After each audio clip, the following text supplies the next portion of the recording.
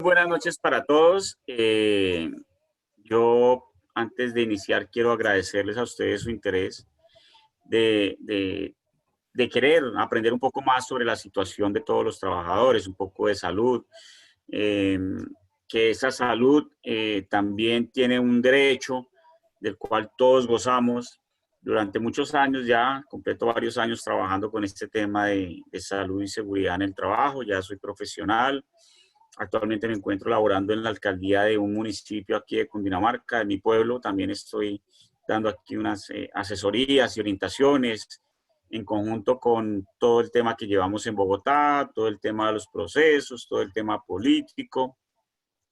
Entonces, para mí es muy importante, primero agradecerles esa invitación y su interés de aprender. Sé que con el doctor César compartimos muchas ideas, compartimos muchos temas. Junto a él aprendí demasiado, junto a él se abrieron bastantes puertas y creo que eso es muy bueno para todos los trabajadores, en especial para los trabajadores enfermos, para las organizaciones sindicales. Yo quiero arrancar hoy, digamos, pues aquí dejando mi carta de presentación. Eh, Quiero que hablemos de algo que es lo que se ha venido moviendo. Tal vez con algunos de ustedes hablé sobre la estabilidad laboral reforzada. Sí, la estabilidad laboral reforzada se ha venido moviendo mucho en los últimos años, en los últimos meses, eh, digamos por la intención insistente y persistente de los empleadores en querer vulnerar el derecho, basándose hoy en día del COVID. He podido meterme en algunas de las capacitaciones, asesorías, orientaciones y charlas que han organizado los empleadores para saber cómo despedir un trabajador enfermo hoy, cómo suspender su contrato de trabajo, ¿sí? Pero asimismo, hemos nosotros ido fortaleciendo la manera en orientar a la organización sindical, al trabajador y en cómo decirles a las empresas dónde está vulnerando el derecho de un trabajador. Existen diferentes formas. Hoy, en esta presentación que les traigo, espero poderla dar lo más rápido posible. Yo sé que existe el tema de salud, podemos hablar de la salud y la seguridad en el trabajo, pero para mí es importante hoy arrancar con esto. Vamos a hablar después de los procesos de calificación, que también han tenido bastante auge.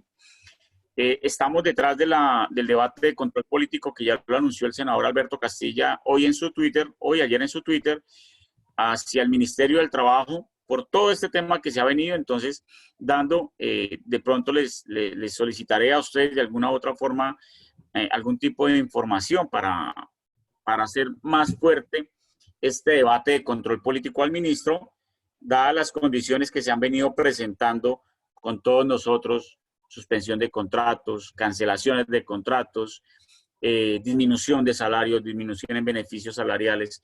Entonces es muy importante. Bueno, entonces con la venia de ustedes, con la Junta Directiva, me permito pues dar inicio a lo que vamos a hablar hoy de la estabilidad laboral reforzada, el marco constitucional, que es importante, o el bloque constitucional, que entiendan qué es el bloque, de dónde proviene, cómo se compone, y otros dos factores muy importantes que los vamos a ver al final, para que la Junta Directiva entienda cómo a un trabajador se le segrega, ¿sí? O se le excluye de sus funciones y cómo de esta manera se está dando una vulneración que está constituida en el Código Penal, porque esto vamos de lo laboral a lo penal. Entonces hemos venido, digamos, construyendo también nosotros, como construyen los empleadores, todo este proceso, ¿sí?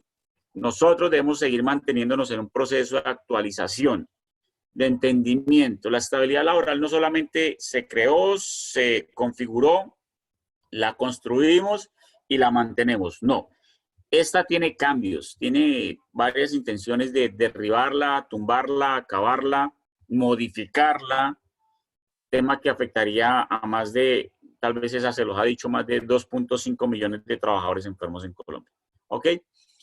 Entonces, luego ya de presentar mi carta de diferentes actividades y todo el tema académico que he realizado, que pues les cuento acá a ustedes, ahorita arranco también con mi segunda carrera de Derecho, que mi intención es hacer un gran matrimonio con estas dos carreras y poder brindarle más asesoría a los trabajadores, que es lo que hoy se necesita. Entonces vamos, a ver acá cómo listo. Vamos a hacer un conversatorio sobre la estabilidad laboral, la historia de la estabilidad laboral y un bloque constitucional que se ha venido dando. ¿Ok? Vamos a hablar del marco histórico que se ha venido forjando, porque la gente se pregunta, ¿esto qué es? Pueda que yo lo encuentre en una norma, pueda que esté establecido en la ley, pueda que esté establecido en un pedacito de la ley 361. Pero eso tiene una historia, todo esto tiene una historia que es la que nosotros debemos proteger y cuidar hoy. Digamos que es el entendido que la estabilidad laboral reforzada, que hoy conocemos todos nosotros y decimos, todo trabajador dice, no, yo gozo de la estabilidad laboral reforzada. Pues permítame decirle que hoy, dadas las diferentes sentencias unificadas de la Sala Laboral o de la Corte Suprema de Justicia y de la Sala Laboral, donde tuve la oportunidad de trabajar con un ex magistrado, no trabajar, perdón, asistir a una charla y ver la forma en que un ex magistrado en la Sala de la Corte Suprema de Justicia se expresa de los trabajadores. Si ustedes se han dado cuenta, hay unos videos que circulan y unos audios, la forma en que hablan de nuestros indígenas, de la minga indígena, y les dicen indios, guaches, esos tipejos que no saben nada. Algo así nos tratan a nosotros los empleadores cuando se reúnen, y cuando se reúnen con las altas cortes como es la Corte Suprema, ¿sí? Entonces, les dejo eso para que lo piensen, cómo es la forma en que nos tratan a nosotros, de que somos unos abusivos, abusamos de la norma, no nos enfermamos, sino que es, yo no sé si aquí hayan médicos, no sé, o enfermeros, pero dicen que el médico es el que enferma al trabajador. El médico, cuando le dice usted está enfermo, lo que le crea es un tema psicológico, y el trabajador dice, yo ya me siento imposibilitado de realizar mi actividad. Y que existe el hiperproteccionismo, como hoy lo denominan los empleadores y los abogados de los empleadores, ese hiperproteccionismo derivado de la protección, ¿sí?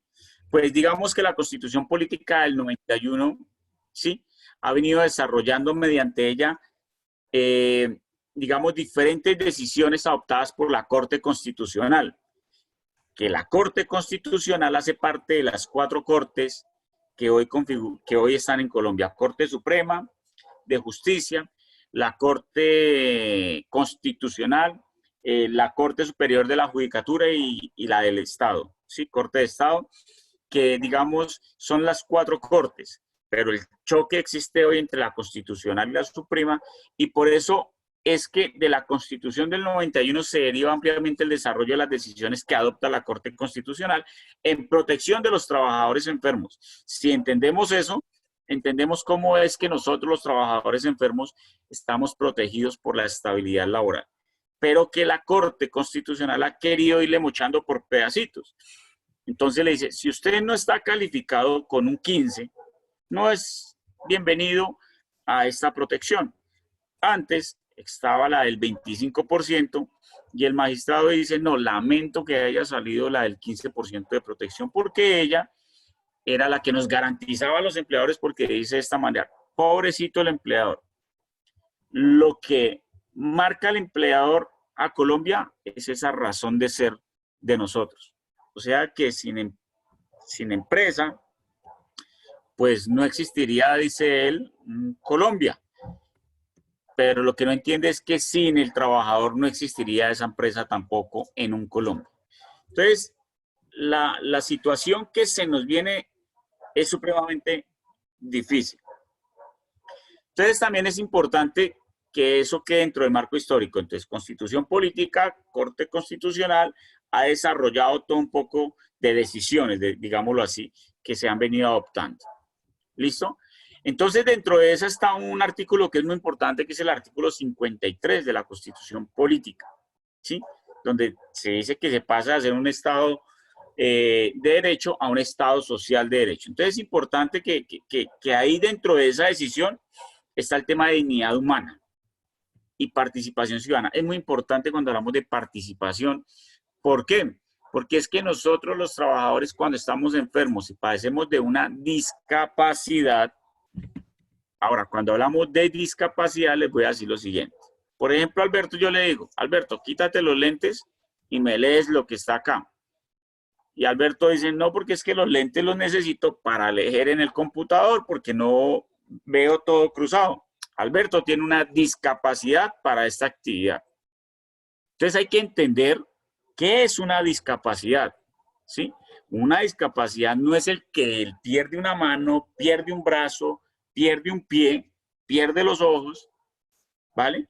Una discapacidad en múltiples funciones para realizar su actividad. Entonces, cuando usted le dice, el empleador, no, pero es que usted no es discapacitado, no, pero es que tengo unas limitaciones para alzar mi hombro por encima de los 90 grados, porque es que no puedo estar subiendo las canastillas allá en ese armatroste, ¿ya? O estar arrumando toda la mercancía. Hay que entender entonces cuáles son las limitantes que se tiene y qué es discapacidad, ¿sí? Porque diferencian entre trabajador enfermo a discapacidad. Son dos situaciones completamente diferentes. Entonces, si entendemos eso, hay que empezar a entender lo que es la Constitución política y cómo de ella desglosa toda nuestra protección, ¿vale? Ahora, dentro de este marco histórico es importantísimo conocer el decreto 2663 de 1950, hoy conocido como Código Sustantivo del Trabajo, ¿sí? Y es imperioso que lo tengamos y que lo señalemos, porque la expedición de este código ocurre mucho antes de la Constitución política. Y el código traía consigo esa protección de estabilidad laboral. ¿Ok? Entonces, digamos que podemos considerar que es la primera. La primera, digamos, protección que teníamos nosotros los trabajadores. Y como lo digo acá, pues se puede avisar que los elementos integran la estabilidad laboral reforzada. Entonces ya vamos entendiendo cómo se conglomera esa protección que, repito, para nuestra actividad como líderes sindicales y como trabajadores, porque a veces llega un jefe y le dice, pero es que usted no tiene esa protección, ¿usted qué está peleando? Usted dice que tiene estabilidad laboral, esa vaina, usted no tiene eso. Eso se acaba con tumbar esa norma, con tumbar ese artículo 26. Entonces, si la gente empieza a entender, créanme, se los digo con certeza, han habido trabajadores donde les hemos explicado el asunto y se han sabido defender muy bien. Y las juntas directivas frente al empleador lo han hecho espectacularmente bien, porque esto puede ser herramienta para la construcción de las próximas convenciones colectivas, para esa protección. Cuando ustedes empiezan a hablar de, es que el trabajador discapacitado, es que el trabajador que, digamos, tenga o evolucione tal enfermedad. Entonces, si resumimos todo eso, nos va a servir dentro de nuestras convenciones colectivas.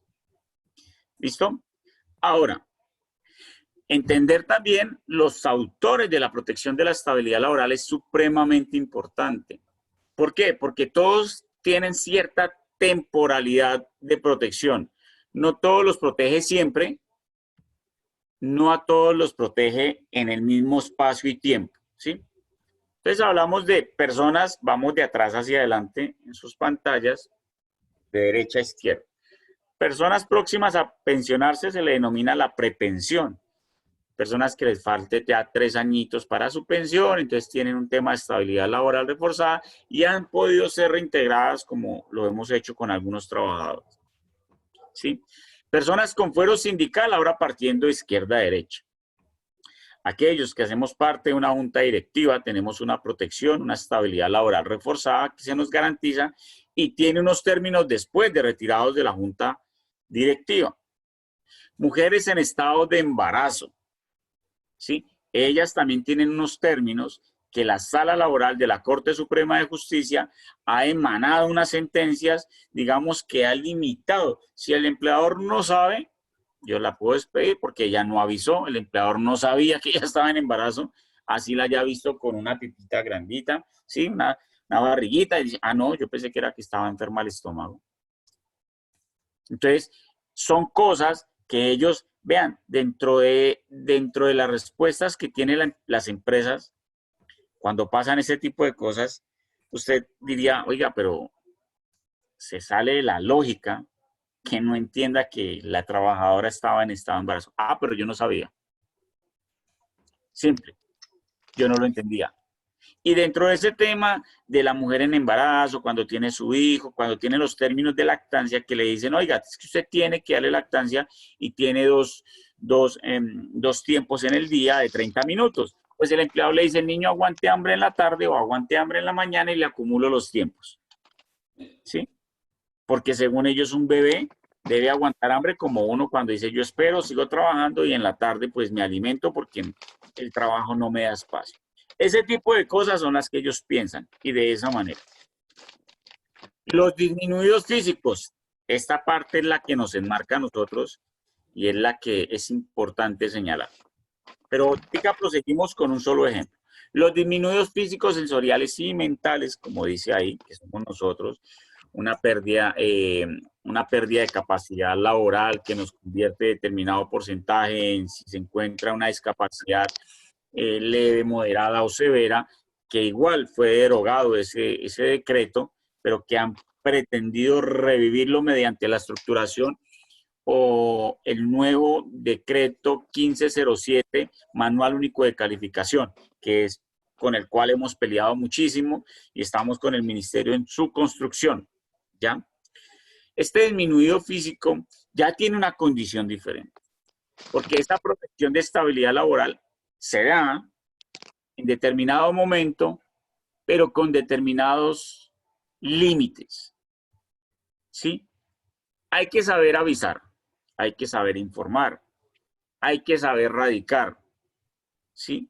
Y hay que saber en qué tiempos y en qué momentos se hace. El trabajador, dentro de su afán, hoy tenía un examen, una resonancia magnética de hombro, le informan que tiene un síndrome, no, tiene una bursitis de hombro. Él, por querer buscar la protección, lo que hace es, de una manera a veces irresponsable, avisar ya que se tiene esa patología. El empleado lo que hace es construir una opción y buscar la alternativa de poder hacer la desvinculación porque él hasta ahora inició. ¿Sí? Entonces el trabajador va a pelear ante el juzgado y el juzgado le dice, no, pero es que usted no tiene incapacidad médica. Es que usted pues solamente avisó, pero con el simple hecho de avisar no significa que usted sea garante de la protección. ¿Sí?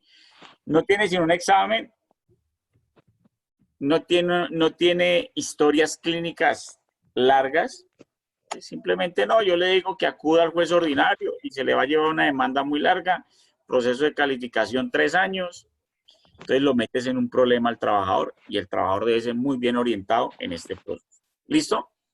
Estos son los actores de la estabilidad laboral reforzada.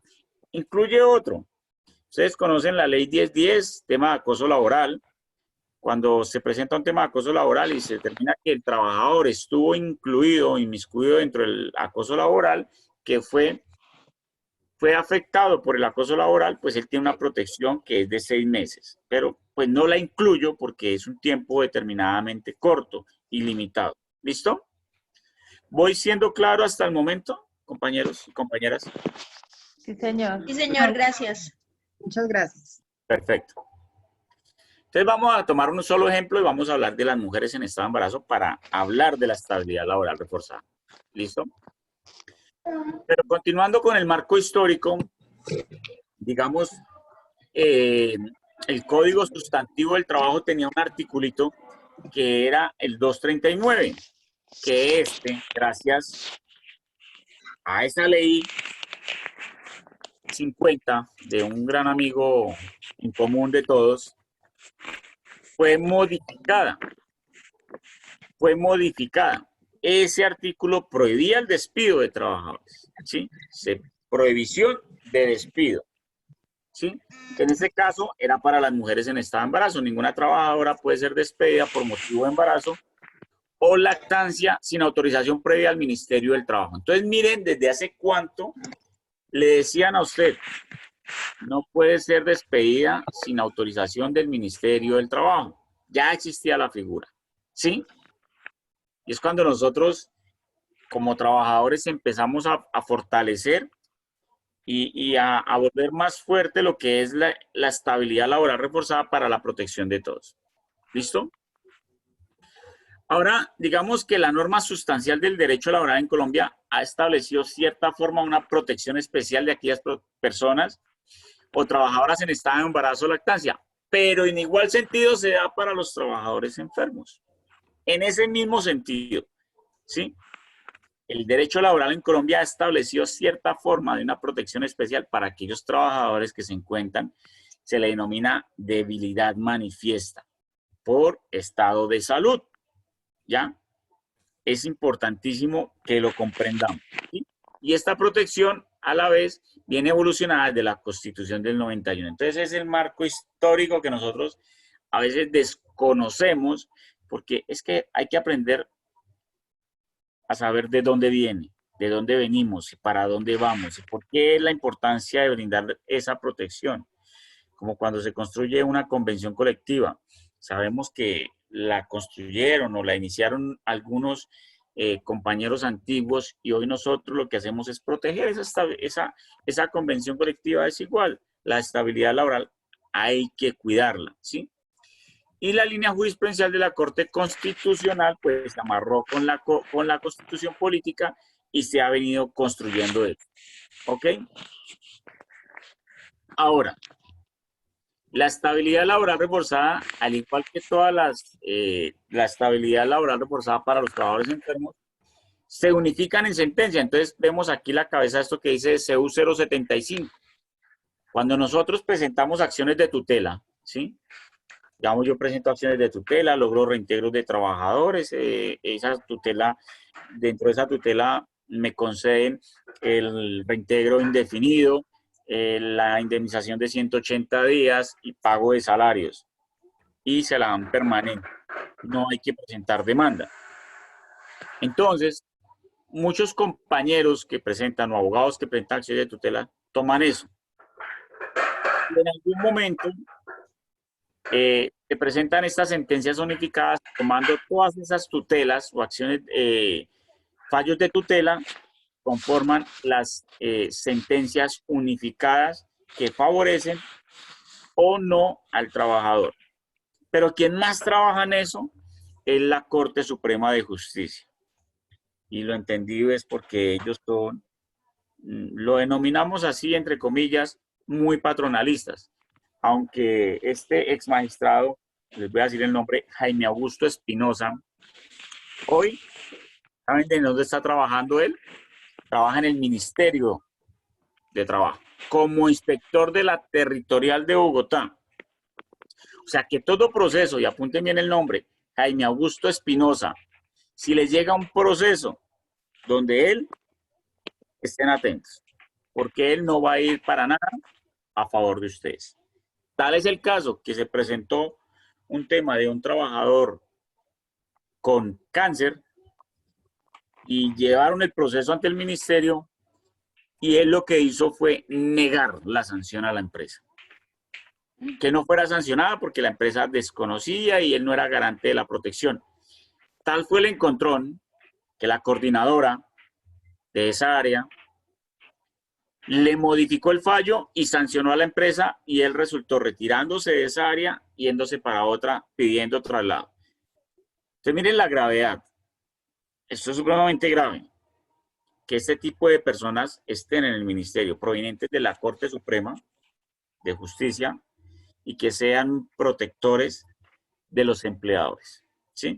Entonces así se construye una sentencia unificada, la suma de varias sentencias de tutela, y si nos encontramos otra sentencia unificada que date de tiempo atrás, la unifican ellos y, digamos, la actualizan. Ahora, ¿qué artículos constitucionales, aparte del 53 que me hablaban, ¿sí?, de un Estado social de derecho y de la inclusión y todo el asunto? Pues hay unos artículos que son muy importantes que se tienen en cuenta para presentar las acciones de tutela o para hacer peticiones a la empresa de protección al trabajador por estabilidad laboral reforzada. ¿Listo?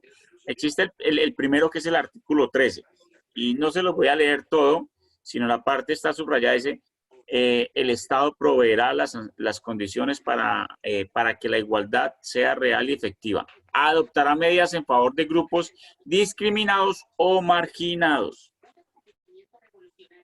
Discriminados o marginados. Yo les pregunto a ustedes, ¿existe discriminación hoy en día hacia un trabajador enfermo? Ustedes que están allá por subsidio, que a veces los retiran de sus puestos, los envían a otras áreas, los envían a otros lugares. ¿Ustedes creen que son discriminados? Ya lo Claro que vamos a ver. sí. Ok, ¿cómo? El Estado protegerá especialmente a aquellas personas que por su condición económica, física o mental se encuentran en circunstancias de debilidad manifiesta. Entonces, cuando hablamos de debilidad manifiesta, decimos debilidad manifiesta por su situación económica o debilidad manifiesta por su estado de salud, físico o mental, pero se encuentra en una debilidad manifiesta. Y sancionará los abusos o maltratos que contra ellos se cometan. Aquí cuando hablamos de se sancionará, ¿sí? Es cuando acudimos al ministerio, cuando nos encontramos con figuras como este ex magistrado de la Corte, que evita y es una pared o un bloque para que podamos acceder. Pero cuando eso se interpone, aquí viene lo que nos denomina a nosotros o lo que nos caracteriza a nosotros los colombianos es la berraquera. Y eso no se estudia, eso se aprende. Y eso viene con usted dentro de ese chip y es esa berraquera de siempre seguir el proceso, como lo logramos nosotros contra Colmotores y como lo estamos logrando en este momento con 3 aperturas de sanción, que les voy a decir más adelante cuáles son. Y que todos deberíamos trabajar, o los sindicatos en ello, porque evidenciamos la falta que se está cometiendo. ¿Listo? Artículo 13. Artículo 47. El Estado adelantará una política de previsión, rehabilitación e integración social para los disminuidos físicos, sensoriales o psíquicos a quienes se prestará la atención especializada que requieran. ¿Qué somos nosotros cuando estamos enfermos, tenemos una pérdida de capacidad o así no la tengamos aún porque estamos en el proceso? ¿Qué somos nosotros? Somos esos sujetos, ¿sí? Con una disminución física. Es que la disminución no se da en términos cuantitativos, ¿sí? No se da en números. Esa disminución se da porque yo no puedo levantar mis brazos, porque se me imposibilita agacharme y mantenerme acumplillado, porque se me imposibilita todavía estar digitando en la caja, porque ya mi túnel carpiano no da, porque tengo dedo gatillo, ¿sí?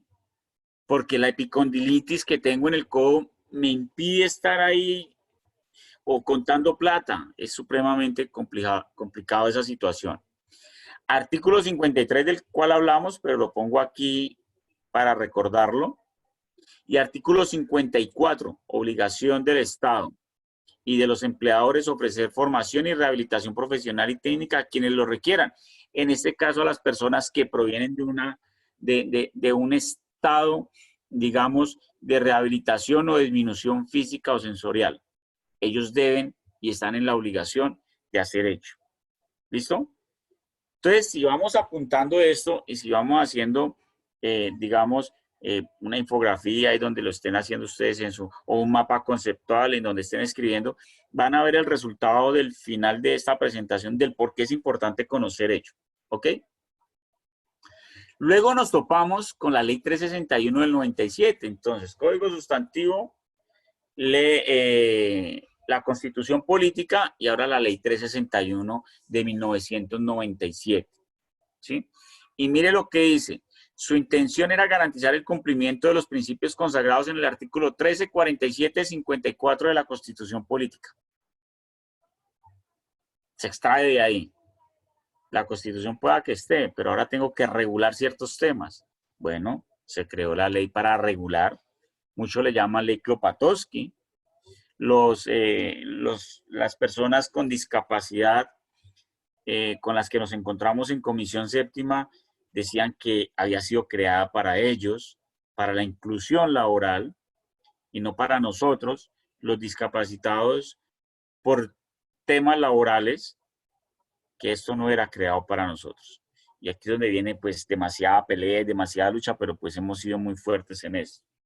Entonces se crea porque debían darle cumplimiento a la Constitución y a ciertos artículos de ella. ¿Listo?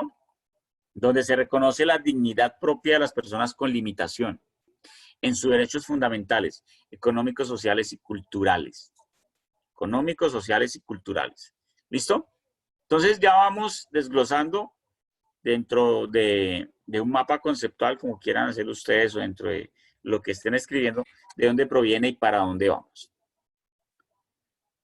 Luego esta ley, ¿sí?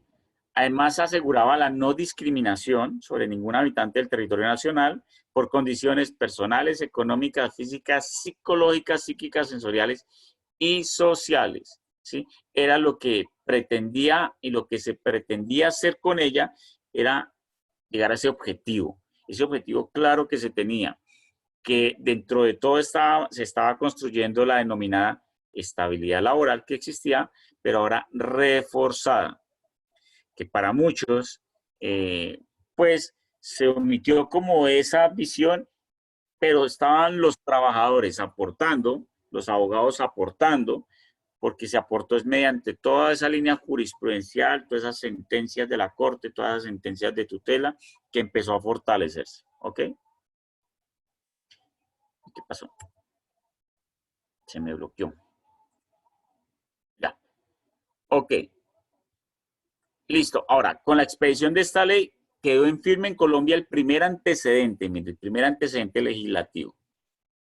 El primer antecedente legislativo en un país que no se caracterice, lo puse así, por brindar estabilidad laboral a las personas con disminución física. ¿Sí?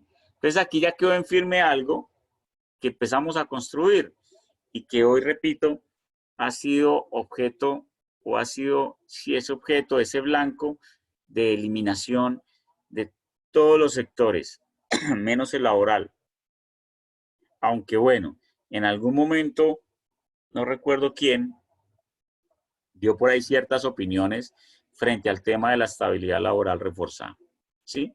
Y lo que pretendía, pues indispensablemente era, digamos, en ese afán de llenar esos vacíos existentes de las altas cortes, integraron, digamos, llenarlos en la vía jurisprudencial, es decir, aquí hay un vacío, ¿cómo lo llenamos? ¿Cómo empezamos a fortalecer esto? Si eso no existiera, compañeras y compañeros, como existía en un tiempo corto en el 2012, con la ley antitrámites, hoy no estaríamos. Hoy tal vez los sindicatos no existirían en su número como estamos actualmente, así se ha disminuido. No sé cuántos trabajadores hayan enfermos en su sindicato, pero creo que debe ser un porcentaje importante. En el que yo lidero, somos cerca del 98% de trabajadores los enfermos, ¿sí? Y hoy estamos con un sindicato de Cerro Matoso que vamos a iniciar unas asesorías, 70 trabajadores ya están enfermos. 70 sobre 150, cerca del 45% de trabajadores. Entonces, digamos, si vemos la importancia, es supremamente alta. ¿Ok?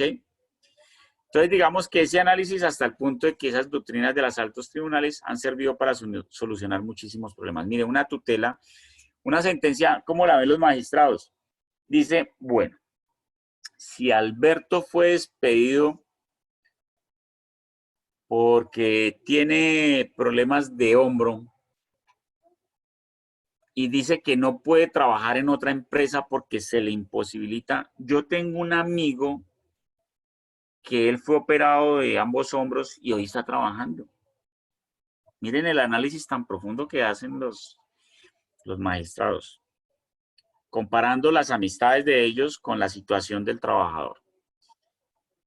Para mí, dice el magistrado, entonces para mí, el trabajador no merece la protección. Váyase a vía ordinaria. Pobrecito el empleador que tenga que pagarle una indemnización. Así es como él lo vendió a cerca de 75 asistentes de diferentes empresas pequeñas y medianas en el foro en el que asistí. De esa manera.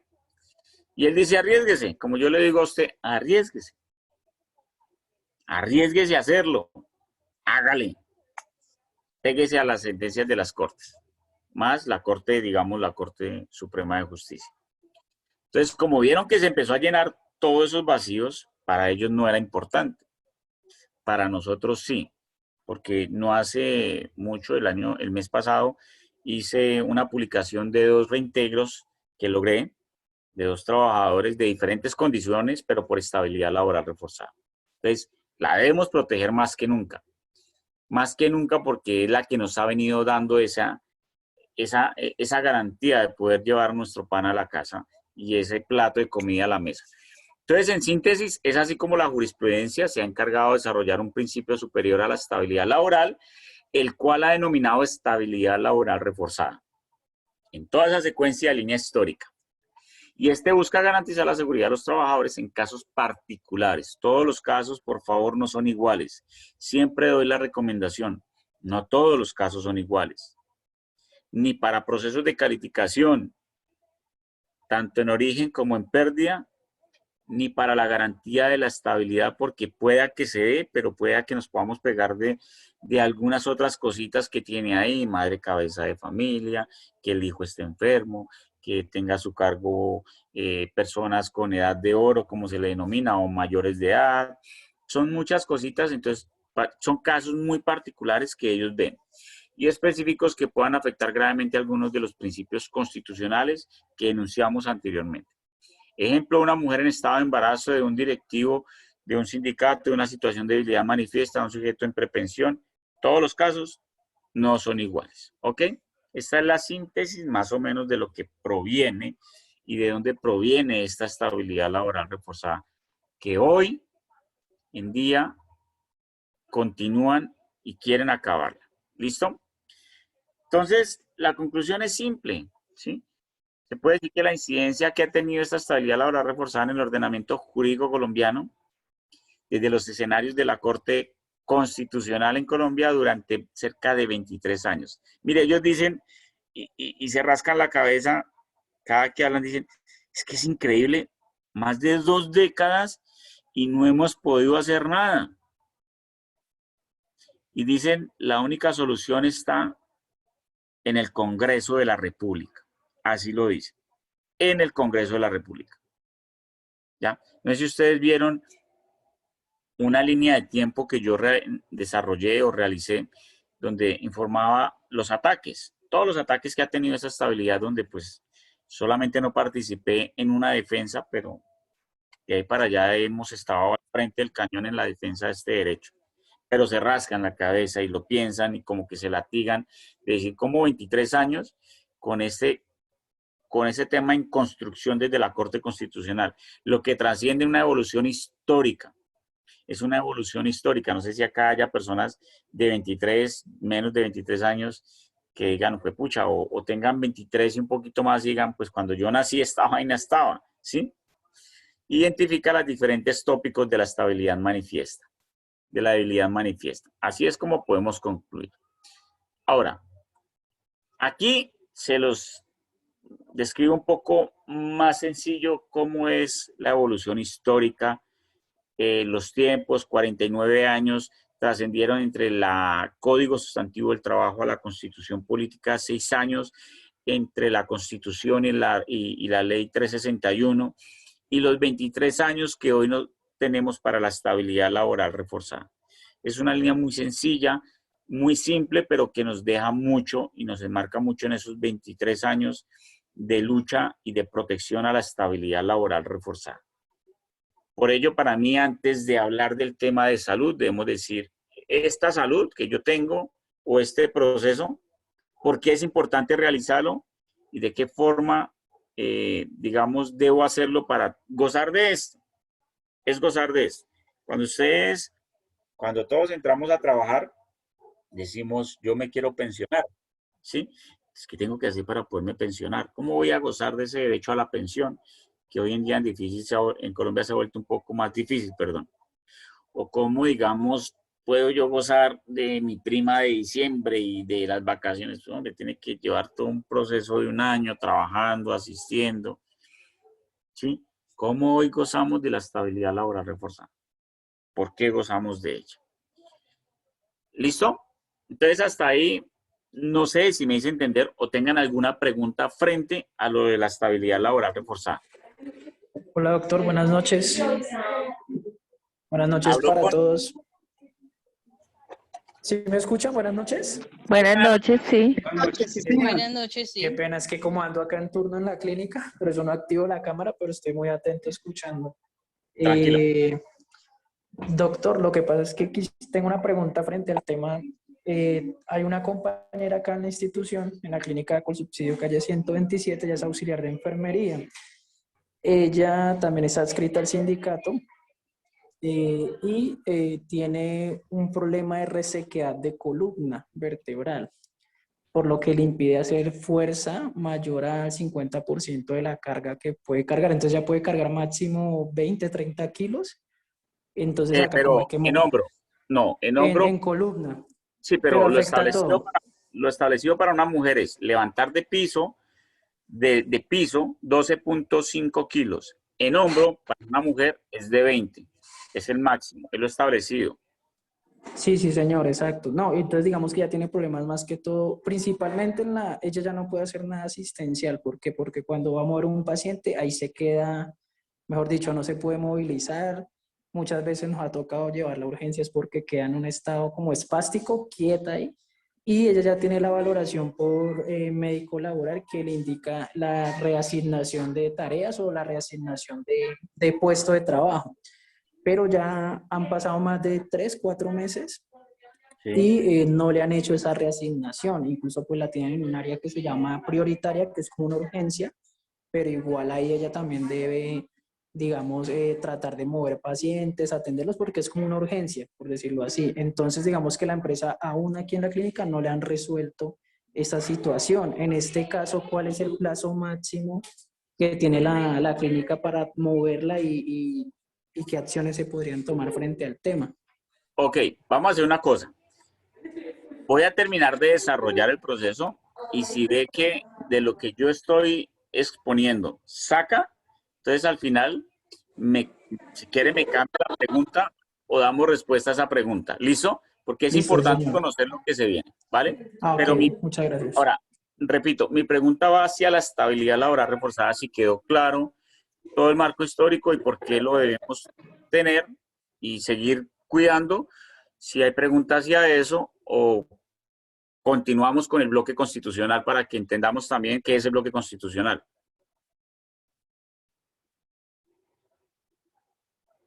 Uno solo. ¿Quién tiene dudas, compañeros? John, una preguntita, Esteban Sí, Lozano. Esteban. ¿En cuánto queda la calificación para la estabilidad laboral reforzada? ¿El 15%? Ok, bueno, eso digamos que es, de esta manera, es un decir, ¿sí? Es un decir que el trabajador tenga que tener el 15%. Porque es que si a usted lo despiden y usted está en un proceso, yo no puedo decirle a usted, oiga, tiene que tener el 15% como tal. Mire, uno de los reintegros que realicé es un trabajador muy juicioso con todo su proceso de calificación adelantado, asistiendo al médico. Estaba ante la Junta Regional de Calificación de Invalidez, enfermedad de origen laboral, con recomendaciones médicas vigentes, y el juez dijo, tiene estabilidad laboral reforzada. No hay más. Aquí no hablamos de números ni de origen. ¿Sí? Entonces, de marcarlo en un porcentaje, estamos errando. Primero que todo, ahí erramos en el porcentaje. El porcentaje se habla cuando estemos en el proceso.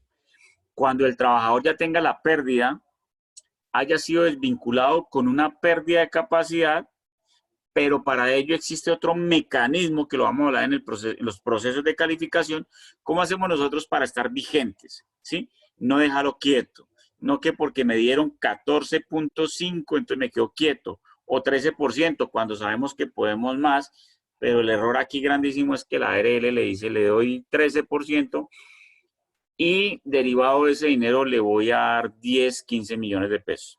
Entonces la gente, cuando la ARL le dice, le doy, y luego le informa por correo, por mensaje de texto, que puede pasar a reclamar su plático, a la gente se le olvida la protección. Pero para eso existe un trabajito que se desarrolla y que hemos nosotros ido evolucionando en ello, Y se los voy a decir, digamos, en la próxima charla, pero no podemos hablar enfáticamente de qué porcentaje entonces tengo que tener para ser garante de la estabilidad laboral reforzada. No, eso se da dependiendo del caso y el proceso que se esté adelantando. Bueno. Listo, gracias. Entonces, para dar continuidad, vamos a hablar un poquito del bloque constitucional, porque a veces nos dicen, oh, es que el bloque constitucional que protege, no, es que el bloque constitucional, y la gente dice, pero ¿qué es esa vaina? Si el único bloque que yo conozco es el que se pega y se hacen casas. El bloque constitucional se refiere a aquellas normas y principios que sin aparecer formalmente en los articulados del texto constitucional son utilizados como parámetros de control de la constitucionalidad de las leyes. ¿A qué me refiero con ello? Que no necesariamente tiene que decirlo, ¿sí? Sino que ya está establecido y por eso se le denomina bloque constitucional. ¿Y cómo se conforma ese bloque? Les voy a decir cómo se conforma, de dónde proviene. Por cuanto han sido normativamente integrados a la Constitución política por diversas vías y por mandato de la propia Constitución. Entonces, para esto, no sé si aquí sepa alguien cómo se le denomina a esta pirámide, la pirámide de Kelsen, ¿sí? Que va podemos hablar desde lo más bajito hasta lo superior. Entonces decimos que en la parte inferior, cuando hablamos de circulares, a veces la gente, por ejemplo, la circular 049 del 2019, donde le da unos lineamientos el Ministerio del Trabajo a sus inspectores para cómo dar la autorización para despedir a un trabajador enfermo, ¿sí? Y esas resoluciones que salen. Entonces llega la gente y uno está hablando y dice, no, pero es que está la circular y entonces eso hay que tumbarla porque no, esa está por debajo de cualquier otro reglamento que exista, ¿sí? O un decreto o una ley, está la ley 361, ¿sí? Y están los decretos que ya han emanado para también brindar protección o saber cómo se califica, en fin, para muchas cosas. Entonces, está primero las resoluciones circulares, reglamentos, acuerdos, luego decretos, luego viene lo que le denominamos la ley de institución política, que hace parte de ese bloque constitucional. Y esa Constitución se suma a los convenios y tratados internacionales de los que habla la Constitución en el artículo 93 y 94. Todos esos convenios internacionales que han sido ratificados hacen parte y se suman, es como decir, uno más Constitución. Entonces, convenios más la Constitución, más todas las sentencias de la Corte Constitucional, no de la Corte Suprema, porque estamos hablando de Constitución política.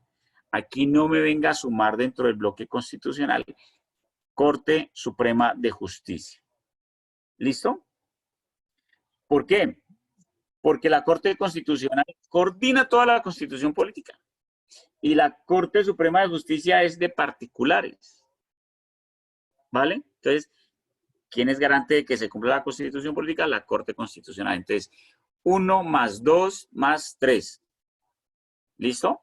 Y eso me da igual a un bloque constitucional. Por eso hablamos constitucional. Bloque constitucional. ¿Listo? Así es como se conforma. Así cuando ustedes les hablen, es que en el bloque constitucional me habla de, ahí está, sentencias de la Corte Constitucional, Constitución Política y convenios internacionales. ¿Vale?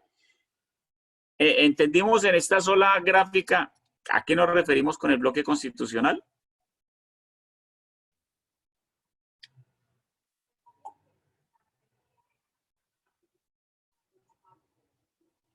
Uno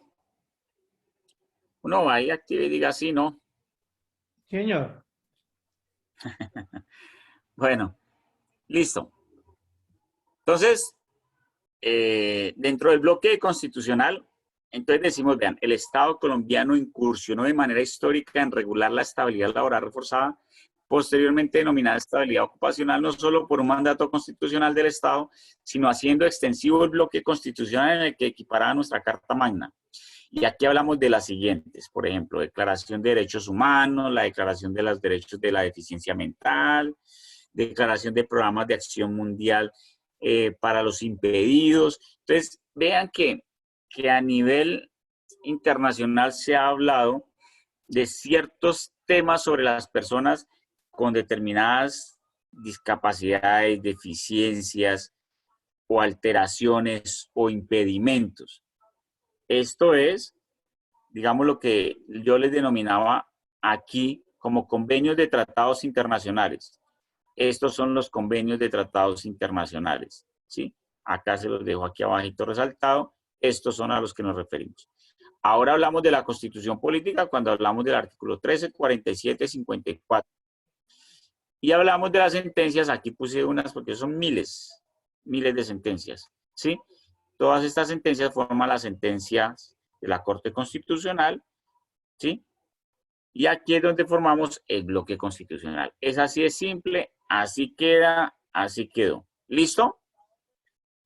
Ya entendiendo la historia, entendiendo qué es el bloque constitucional, vamos a hacer el recordatorio de dónde, que porque hace parte de la historia de la estabilidad, los ataques a la estabilidad. Muchos tal vez lo sepan, otros tal vez no. No sé si alguien se acuerda de esta ley 019. ¿Alguien se acuerda?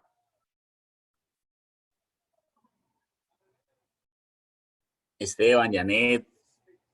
No me acuerdo. ¿No? Bueno, del decreto ley 019, aquí, en este decreto de ley antitrámites, había sido aprobada la eliminación de la autorización del Ministerio del Trabajo para despedir a un trabajador enfermo. Había sido eliminado. Y aquí dice, no se requerirá la autorización por parte del Ministerio del Trabajo cuando el trabajador limitado incurra en alguna de las causales establecidas en la ley como justas causas.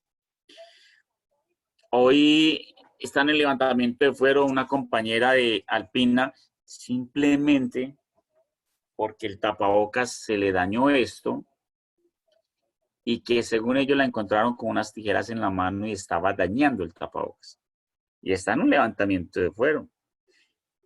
Y está con Godoy, con un pool de abogados que cobra demasiada plata para levantar un fuero, simplemente por eso. Una causal de despido, que si no estuviera hoy la estabilidad y hubiese mantenido ese artículo 137 de la ley antitrámites, hoy estaríamos todos por fuera, ¿sí? Esto en el mandato de Juan Manuel Santos, ¿sí? Pero el doctor César en ese entonces estaba llevando un proceso de un trabajador de la energía de Bogotá, donde tuvo un accidente, había sido despedido, supuestamente una justa causa. Cuando sale esta sentencia, él lo que hizo fue coger el corte de la sentencia, adjuntarlo para enviárselo al juez, y el juez en segunda instancia reintegró al trabajador. Primer ataque. Este amigo, entre comillas, de las organizaciones sindicales. Les voy a decir una anécdota de este año, 2015, ataque a la estabilidad, donde pretendían un decreto borrador, el señor Luis Eduardo Garzón como ministro de Trabajo, reglamentar las garantías para legalizar el despido de los trabajadores. En ese entonces salió el presidente de Avianca, el presidente de Coca-Cola en Colombia, y este señor magistrado que les acabé de nombrar, que estaba en ese entonces en la Corte Suprema de Justicia, Jaime Augusto Espinosa, salieron a hablar de la estabilidad laboral y dijeron que Colombia tenía un problema, digamos, en su economía por los trabajadores enfermos. Ellos estaban afectando la economía en Colombia y que debía el ministro reglamentar para acabar con la estabilidad laboral reforzada. Ahí les cuento. Ese señor que está dictando hoy charlas estuvo presente en estas convenciones que se realizaban con el ministro Luis Garzón, y por ello él en ese momento decidió presentar ese decreto borrador que se filtró y llegó a nosotros los trabajadores. 2016, otra señora que creíamos nosotros, era amable con nosotros, ¿sí? Tenía también un decreto borrador, ¿sí? Y estaba enmarcado como confidencial ese decreto. Pero pues gracias a las amistades que teníamos nos llegó a nuestras manos, ¿sí? y el decreto tenía como intención adicional al capítulo 6 del título 1 de la parte 2 del libro 2 del decreto 1072, decreto único reglamentario del sector del trabajo, adicionar algo que tenía como fin reglamentar al trabajador enfermo, o sea, cómo despedir al trabajador enfermo, ¿sí? Y yo le puse aquí, en parte azul dice Ley 361 del 97, por medio de la cual se aprueba la Convención sobre los Derechos de las Personas con Discapacidad adoptadas en la Asamblea 13 y la ley estatutaria. Esto era lo que pretendía modificar la señora dentro de este decreto que querían sacar del Ministerio del Trabajo. Acabar con la estabilidad laboral reforzada. Año 2018, este es 2018, acá yo le puse mal la fecha.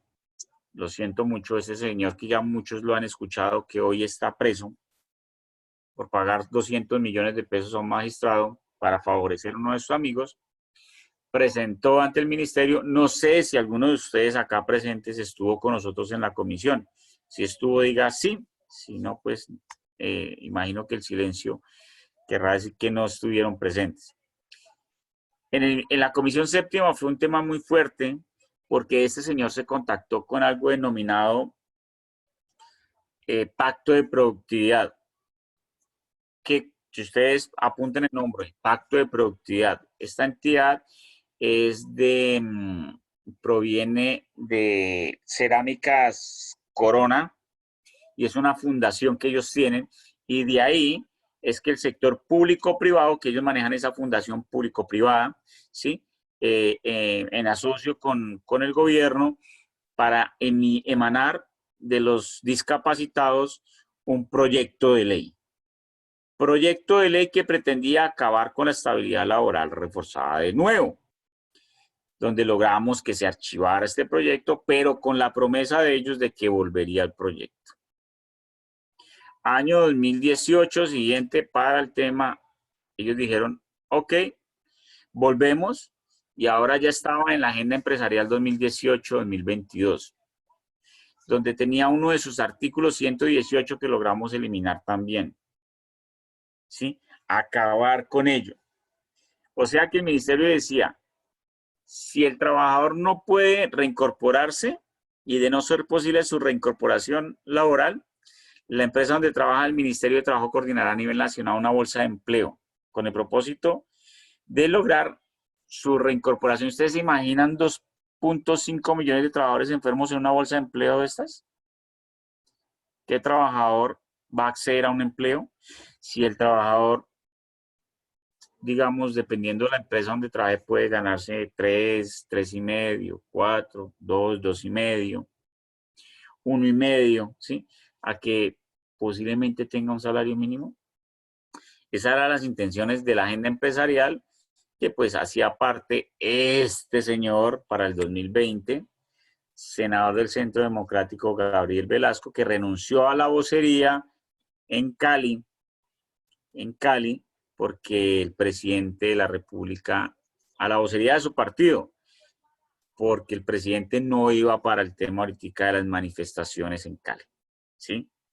Y este señor, pues que proviene del sector empresarial, de nuevo radica. Les cuento que estamos a la espera de una audiencia pública frente a este proyecto que está radicado, ¿ok? Estamos a la espera, ya el senador Alberto en el Twitter pueden buscarlo, ya habló referente a esto. Estamos esperando la audiencia pública para enfrentar este proyecto para poder que se archive. Si lo dejamos vivo, en cualquier momento nos dormimos y nos mandan el proyecto de ley, ¿ok? Entonces, la intención es que antes de que ellos terminen sus mandatos, poder de nuevo archivar estos proyectos que acaban con la estabilidad laboral. Esta es la historia, digamos, que se da, ahora, cómo lo han intentado ellos acabar, cómo han querido acabar con la estabilidad laboral reforzada que en últimas terminaría pues afectando a millones de trabajadores, a cientos y miles de trabajadores enfermos en Colombia. Como sujeto protegido por la estabilidad laboral ocupacional, que hoy se le denomina también ocupacional porque dependiendo del contrato de trabajo se le denomina laboral o ocupacional reforzada, soy sujeto soy discriminado por mi estado de salud en la empresa donde trabajo? Esta pregunta aquí viene y quiero que nos quede muy claro a todos. Luego de entender toda una historia, cómo han querido acabarla, pues para ellos es muy fácil pensar, bueno, si no puedo acabarla con una ley, si no puedo despedir a un trabajador, porque hoy existen muchos mecanismos, pues lo canso. Intento cansarlo, intento agotarlo, intento hacer que él en algún momento pierda la cordura y en últimas resulte agrediendo, siendo grosero, dándome una posibilidad de despido y una justa causa para despedirlo, ¿cierto? Entonces, aquí hagámonos todos la pregunta. Hagámonos esta pregunta. ¿Cómo en mi empresa, por mi estado de salud, estoy siendo discriminado? ¿Listo? Entonces, ¿cómo podemos evidenciar la discriminación o una discriminación laboral por mi condición de salud? Si, digamos, en este tipo de condiciones, si yo tengo mi silla de ruedas, pues puedo hacer la misma actividad que están haciendo mis otros compañeros frente al escritorio, hacer llamadas, asignación de citas, ¿por qué no de pronto en una caja adaptada para mi condición, donde yo pueda trabajar y donde pueda prestar el servicio y donde pueda ser una persona 100% productiva a pesar de mi condición de salud? ¿Sí? Entonces, debemos tener presente los principios orientadores de la Organización Internacional del Trabajo, compañeros. Hay unos principios que están establecidos y que podemos nosotros tener claros. Y esos principios es un empleo incluido, un empleo protegido y la autodeterminación del trabajador para desarrollar la función. La autodeterminación del empleador para desarrollar la función. ¿Listo? Esos son los principios orientadores de la Organización Internacional del Trabajo que muchos desconocen y desconocía yo por completo. Pero entre todo este estudio de saber cuál era la garantía que teníamos nosotros, pues se vienen presentando y los venimos nosotros evidenciando que, digamos, resulta ser de manera muy imperiosa e importante para todos nosotros.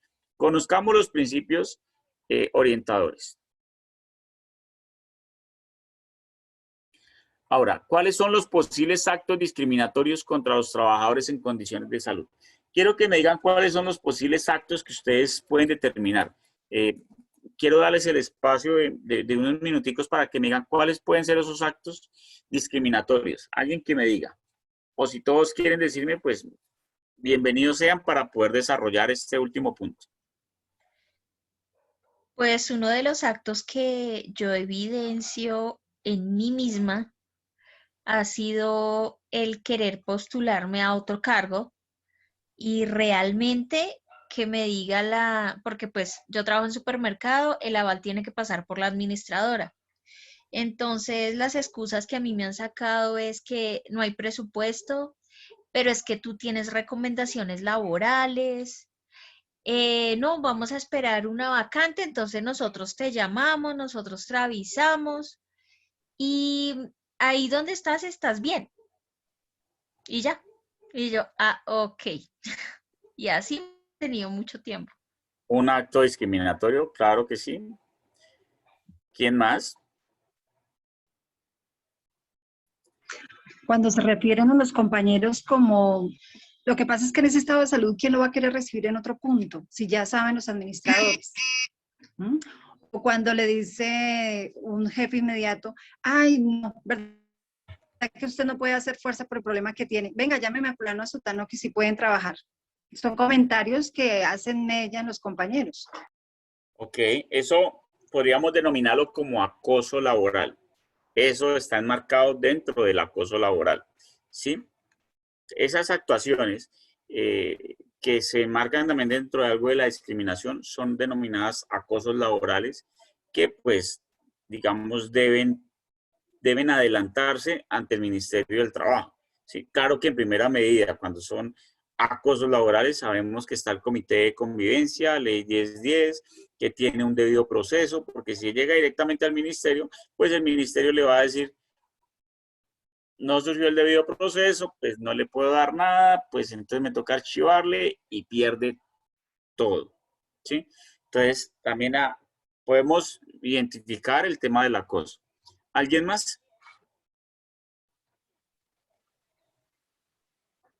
Podría ser cuando se toma, digamos, se pide permiso varias veces para ir a citas médicas y que están justificadas, digamos, por alguna cirugía o digamos por algo, se podría llamar también esa. Eso se denomina digamos, acoso laboral. sí. O digamos, a ver, otra, que podría ser, en mi caso, yo vivo con mi mamá, somos las dos solas, yo veo por ella, pero ella tiene 78 años y tiene una cirugía, la acabaron de operar de una osteosíntesis. Yo tengo que estar pidiendo permiso o ya pagando los turnos porque no la puedo dejar sola, ni la puedo enviar sola, ni nada. No, he hecho todos los esfuerzos para poderla estar con ella, ¿sí?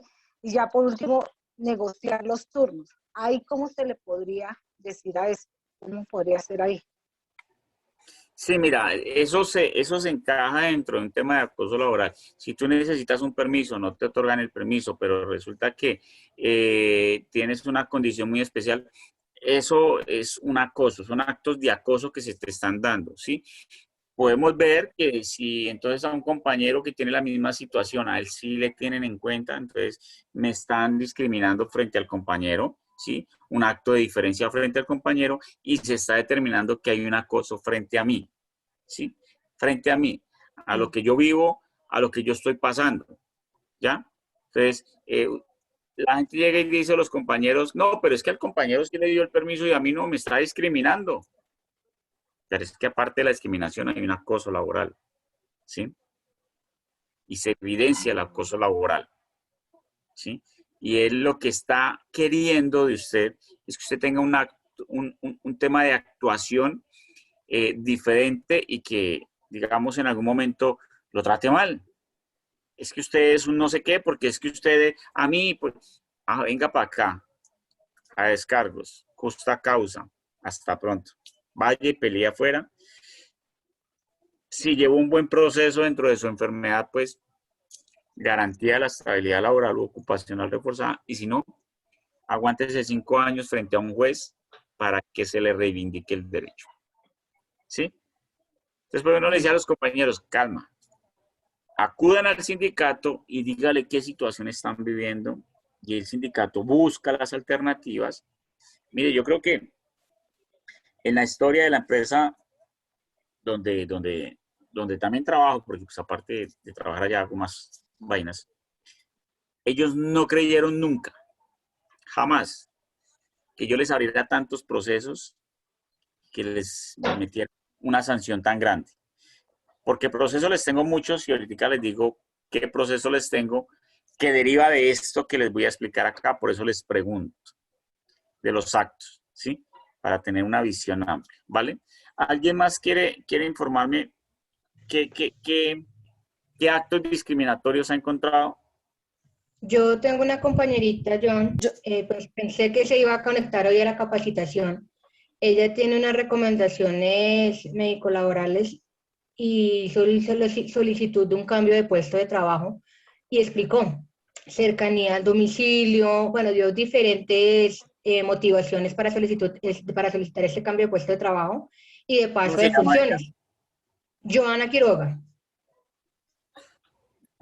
No, ella no ha hablado, no ha puesto hoy el caso, pero pues yo por eso la invité hoy a que se reuniera con nosotros y no se conectó.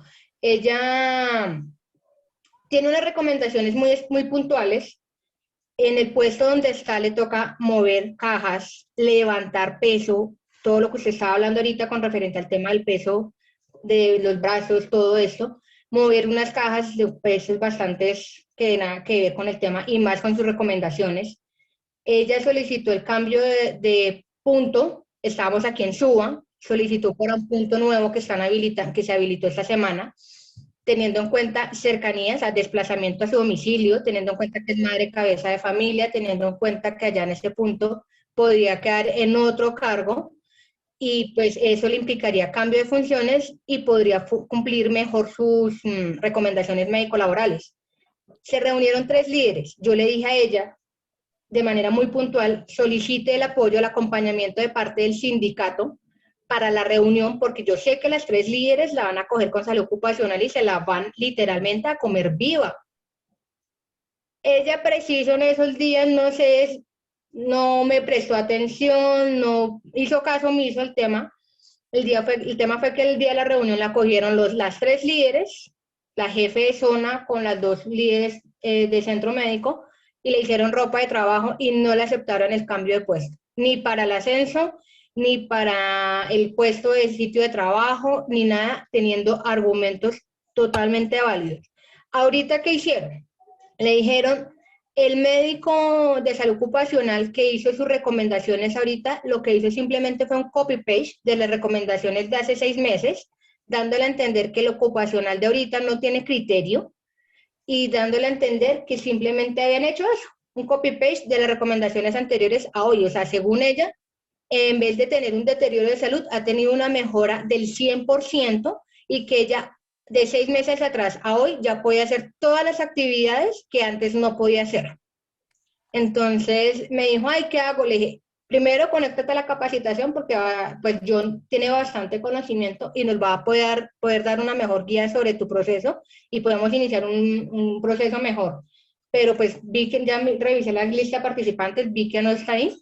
Entonces ahí sí veo con ella una terrible condición porque no, o sea, no están teniendo en cuenta sus condiciones, nada, absolutamente nada le están respetando a ella. Bueno, mira, ponme cuidado. Es importante primero tener lo siguiente desde el sindicato. Yo lo que hago es una caracterización. Pues, mi sindicato va a caracterizar a los trabajadores enfermos. Dentro de esa caracterización está qué trabajadores tienen recomendaciones médico-laborales.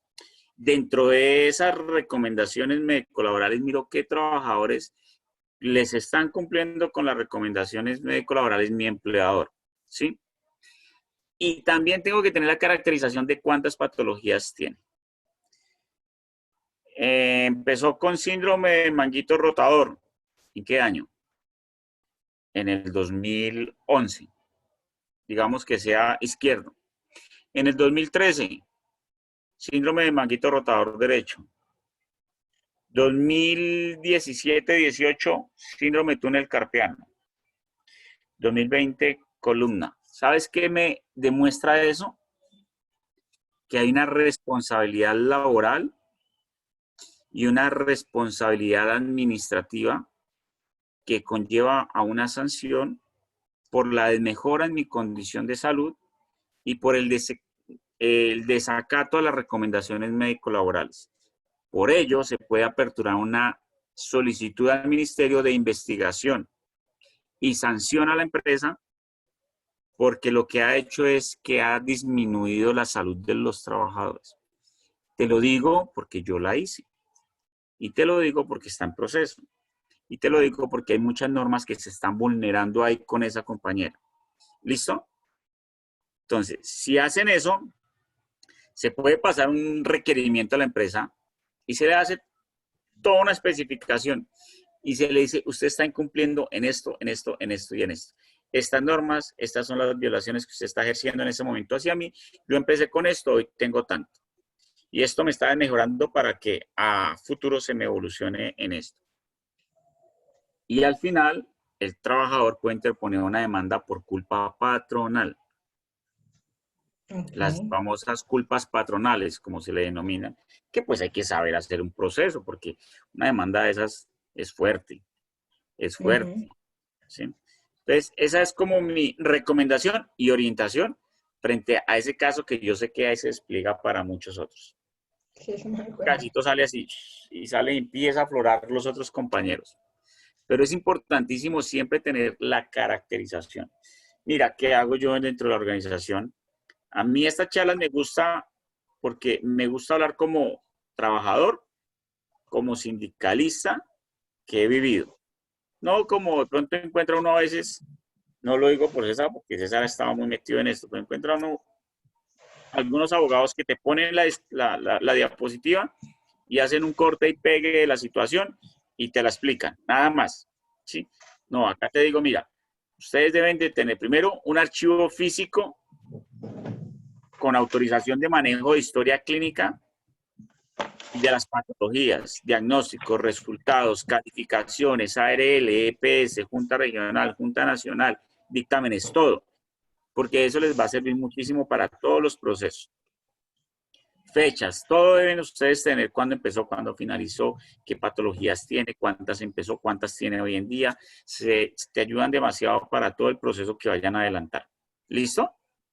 Entonces, ahí te lo dejo para que lo piensen. Yo en algún momento hice la recomendación, pero es importante que la tengan en cuenta, ¿vale? Entonces, para continuar dentro de estos actos, vamos a identificar algunos que para que, digamos, lo podamos entender muchísimo mejor. Si encontramos este cuadrito, se le denomina exclusión. Y exclusión le denominamos que dentro de la empresa saco trabajadores. Entonces, sí que tenemos dos cuadritos. Hay un cuadrito donde no hay trabajadores enfermos, pero alrededor están los trabajadores enfermos. Entonces, dentro de esta área, yo digo, oiga, acá no me traigan trabajadores enfermos. Póngalo por allá a hacer otra cosa. Entonces, le buscan tareas alternativas por allá. Eso es una exclusión. Exclusión. ¿Sí? Y ahorita les digo por qué y en qué se puede finalizar esto. Entonces, imagínense ustedes como trabajadores sindicalizados,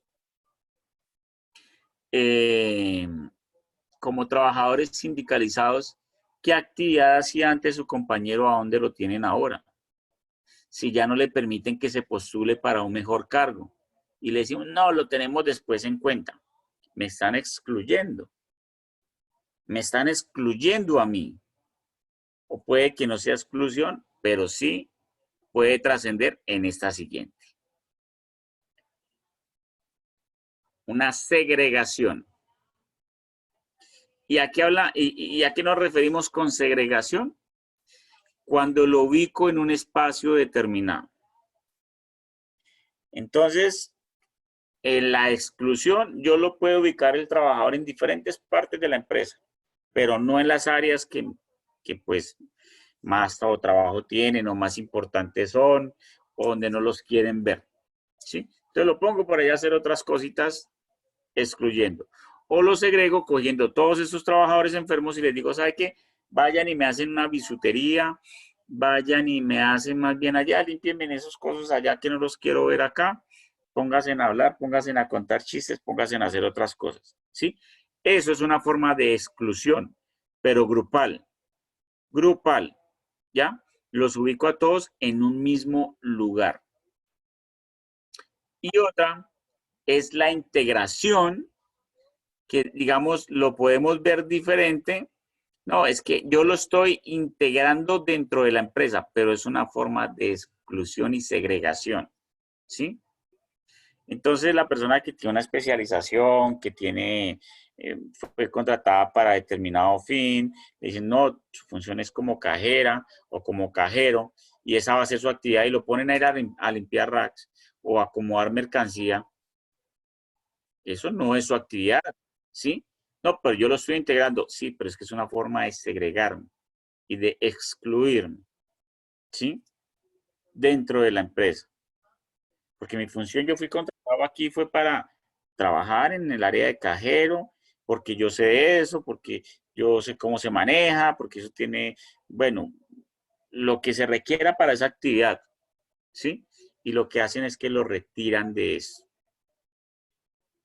Entonces, identifiquemos las clases que existen, ¿sí? Nos devolvemos cuando les hablaba de las condiciones de discriminación. ¿Cómo me discriminan a mí? ¿Me excluyen de mis funciones? ¿Me excluyen de las actividades? ¿Me segregan? ¿Sí? Como se ha venido y se puede demostrar, ubicándome en un lugar que, pues nada que ver, o acá con funciones que tampoco me corresponden. Exclusión, segregación e integración. Todas están debidamente relacionadas. Ahora pensemos y díganme ustedes si dentro de su empresa, donde ustedes laboran, se ven este tipo de situaciones. Alguien que me responda. Claro que sí. Claro ¿Qué que se sí. está dando? ¿Por qué se está dando? ¿Cuál de las tres se está dando? Primero partamos de ahí. ¿Cuál de las tres se está dando? En mi caso se dan las 3. Sí, ok, listo. ¿Y ustedes saben qué pasa cuando eso se da? No. Bueno, yo les hablaba al principio del Código Penal. ¿Sí? El Código Penal tiene un artículo que es el 134A y se denomina actos discriminatorios. Ustedes, yo acabo de presentar una querella que tengo amarrada a la empresa y me han llamado para decir que la retiremos. Una querella al Ministerio del Trabajo por discriminación, actos discriminatorios contra trabajadores en condición de debilidad manifiesta por su estado de salud o trabajadores discapacitados. Entonces, piensen que hoy de esto, aparte de un conversatorio que estamos dando, salen tareas. Esa es una forma, compañeras y compañeros, de hacer valer sus derechos y decirle, yo como sindicato soy fuerte. Y conozco la norma, ¿sí? No hablo por hablar. Está. Y los actos discriminatorios conllevan a cárcel y a sanciones económicas altas, cuando usted los demuestra. Hoy la empresa, debido a la pandemia, está pagando 60% a los trabajadores que no están trabajando, pero ¿sabe a quiénes sabe a quiénes no llamaron a trabajar? No llamaron a trabajar al 90% de los afiliados a mi organización sindical, que son enfermos. El 90%. ¿Y cuántos tiene por fuera? 47. ¿Y cuáles son? De mi sindicato. Entonces, actos discriminatorios debidamente identificados, evidenciados y sustentados. Se configuró el acto discriminatorio conforme al artículo 134A Código Penal. Ustedes lo pueden ahí, ya lo apuntaron, lo pueden buscar. Entonces, aparte de esto, lo que salieron fue tareas, ¿sí?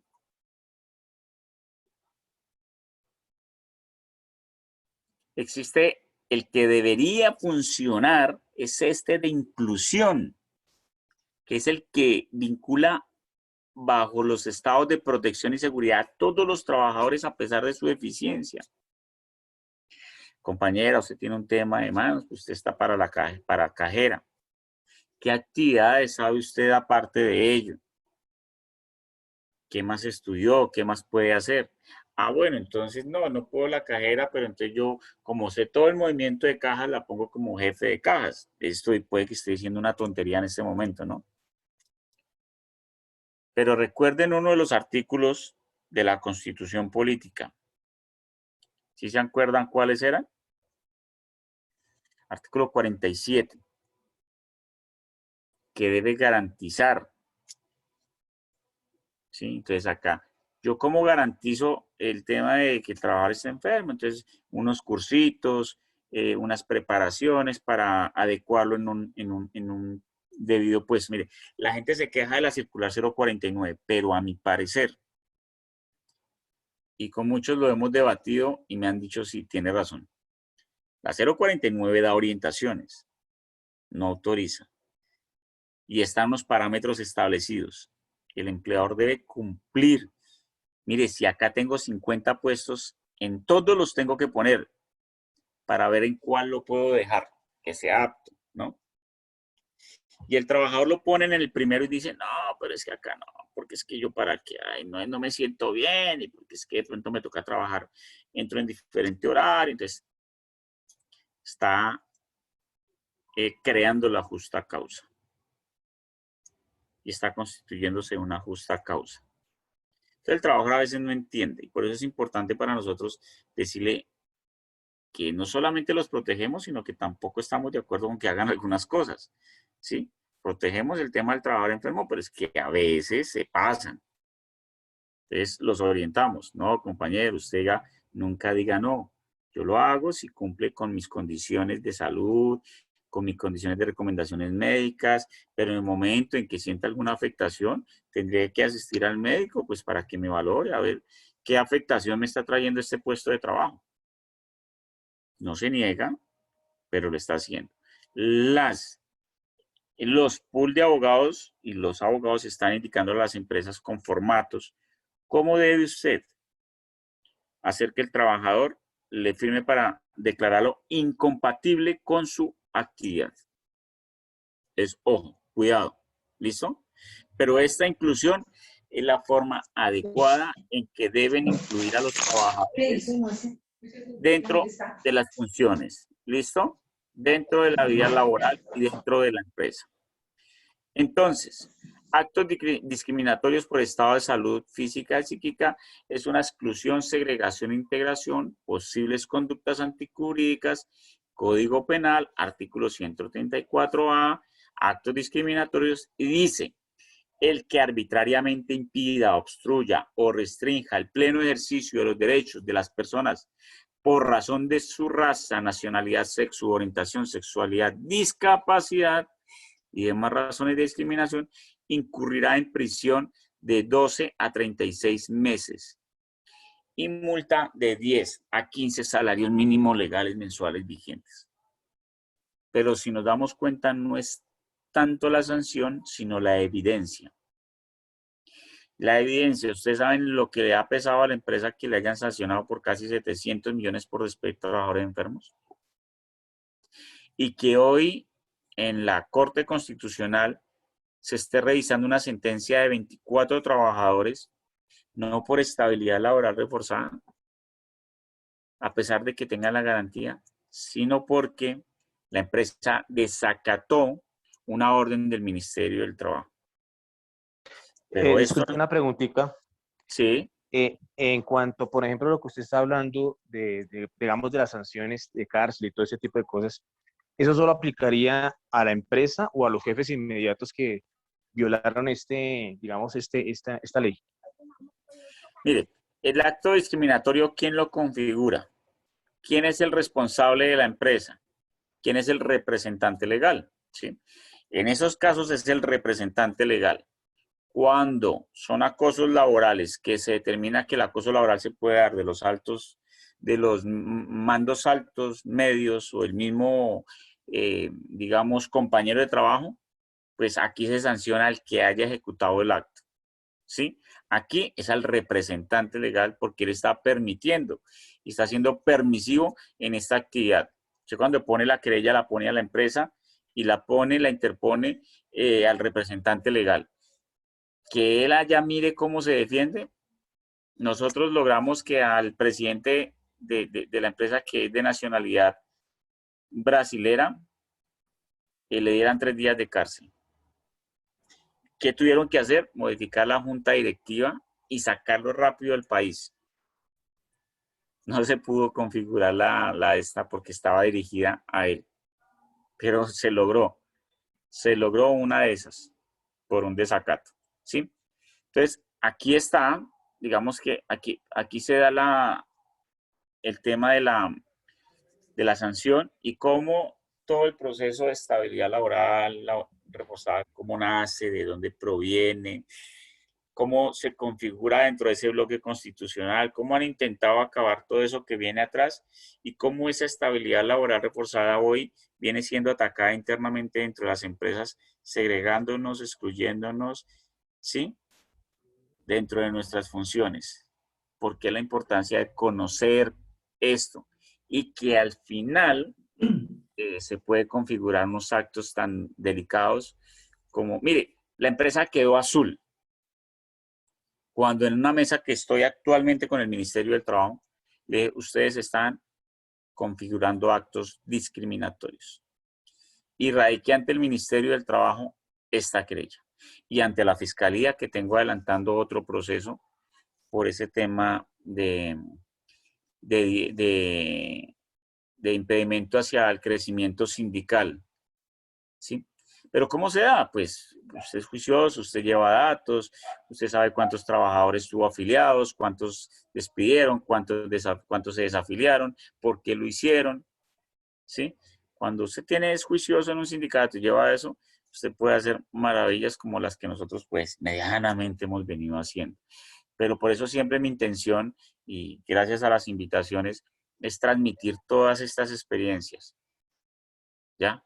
No, uno no necesariamente tiene que tener un doctorado, sino una experiencia laboral que pues configura y va amarrando fuertemente con la educación, con la academia, con todas estas participaciones, teniendo contacto usted y trabajando con gente importante, gente conocedora del tema, estando inmiscuido, me llamo yo y me digo siempre que me inmiscuyo dentro de todos los procesos que se adelanten en el Congreso, en el Ministerio, como la actuación o la actualización del Manual Único de Calificación de Invalidez ante las juntas. Todo esto son las experiencias que yo, compañeros y compañeras, les quiero traer hoy frente a la estabilidad laboral reforzada, ¿vale? Digamos que yo quiero dejar un espacio para solucionar preguntas, no sin antes recordarles que, para que lo tengan presente, las próximas vamos a hablar del proceso de calificación. Vamos a hablar de los procesos de calificación. En esa nos podemos tardar las dos siguientes sesiones, porque para mí es importante que conozcan cómo es, cómo hay que llevarlo, cómo hay que hacer ese proceso, y ahí sí podemos hablar de casos puntuales si quieren, y les digo qué hacen y qué no hacen. ¿Listo? Entonces, yo quiero cerrar ahí con este tema, agradeciéndoles y escuchando sus preguntas si la tienen, sus apreciaciones, sus recomendaciones. Si me quieren hacer alguna recomendación, soy abierto siempre a recibirlas y decirles que siempre aprendemos de ustedes. Yo siempre aprendo de los compañeros y de las compañeras cuando hacemos este tipo de actividades, ¿vale? Gracias y los escucho. John, buenas noches. Buenas noches. Buenas noches. Habla, soy Aida Rodríguez. Ok, Aida, buenas noches. Yo tengo una pregunta. Cuando un especialista da una orden de reubicación y llega uno a la cita de salud ocupacional y la médica dice que para ella no es reubicación, sino restricciones o recomendaciones o sugerencias, digamos, uno ahí a qué apela o cómo hace. Digamos, cuando uno tiene múltiples, ya lo que su merced dijo en una parte, eso es lo que me está pasando, porque yo hace 10 años tenía unas restricciones de hombro izquierdo y tengo hernias cervicales, hace 10 años. Ni ARL, ni Colsubsidio, ni la EPS, ninguno hizo caso, pues prácticamente caso omiso. Yo seguía haciendo mi trabajo porque pues es mi trabajo y por tal me pagan. La fisiatra hace 10 años me dijo que si yo seguía en ese puesto, pues en unos años ya me veía con problema del otro hombro y así fue. Ahorita voy con problema del otro hombro, estoy con problema de columna y hace poquito me hicieron cirugía de rodilla. Pues precisamente mañana tenía una cita de salud ocupacional, pues no sé, porque como estamos en paro y realmente fue un saqueo, ha sido muy difícil las salidas. Pero la fisiatra y los otros médicos han sugerido, especialistas, que la idea es que me reubiquen. Y la de salud ocupacional me dice que no, que ya es mejor que mandar restricciones. Entonces, digamos, en ese caso, ¿qué decís? ¿Por qué toman esa decisión salud ocupacional? No a lo que dicen los especialistas, sino ellos toman esa decisión. Bueno, mira, siempre hay una controversia entre lo que son los especialistas y salud ocupacional. Y últimamente se ha incrementado, no recuerdo las normas en este momento, donde te dicen a ti, yo no te emito recomendaciones ni restricciones porque la encargada es salud ocupacional, ¿sí? Pero aquí hemos tenido un gran problema en el que también he participado, y es cómo,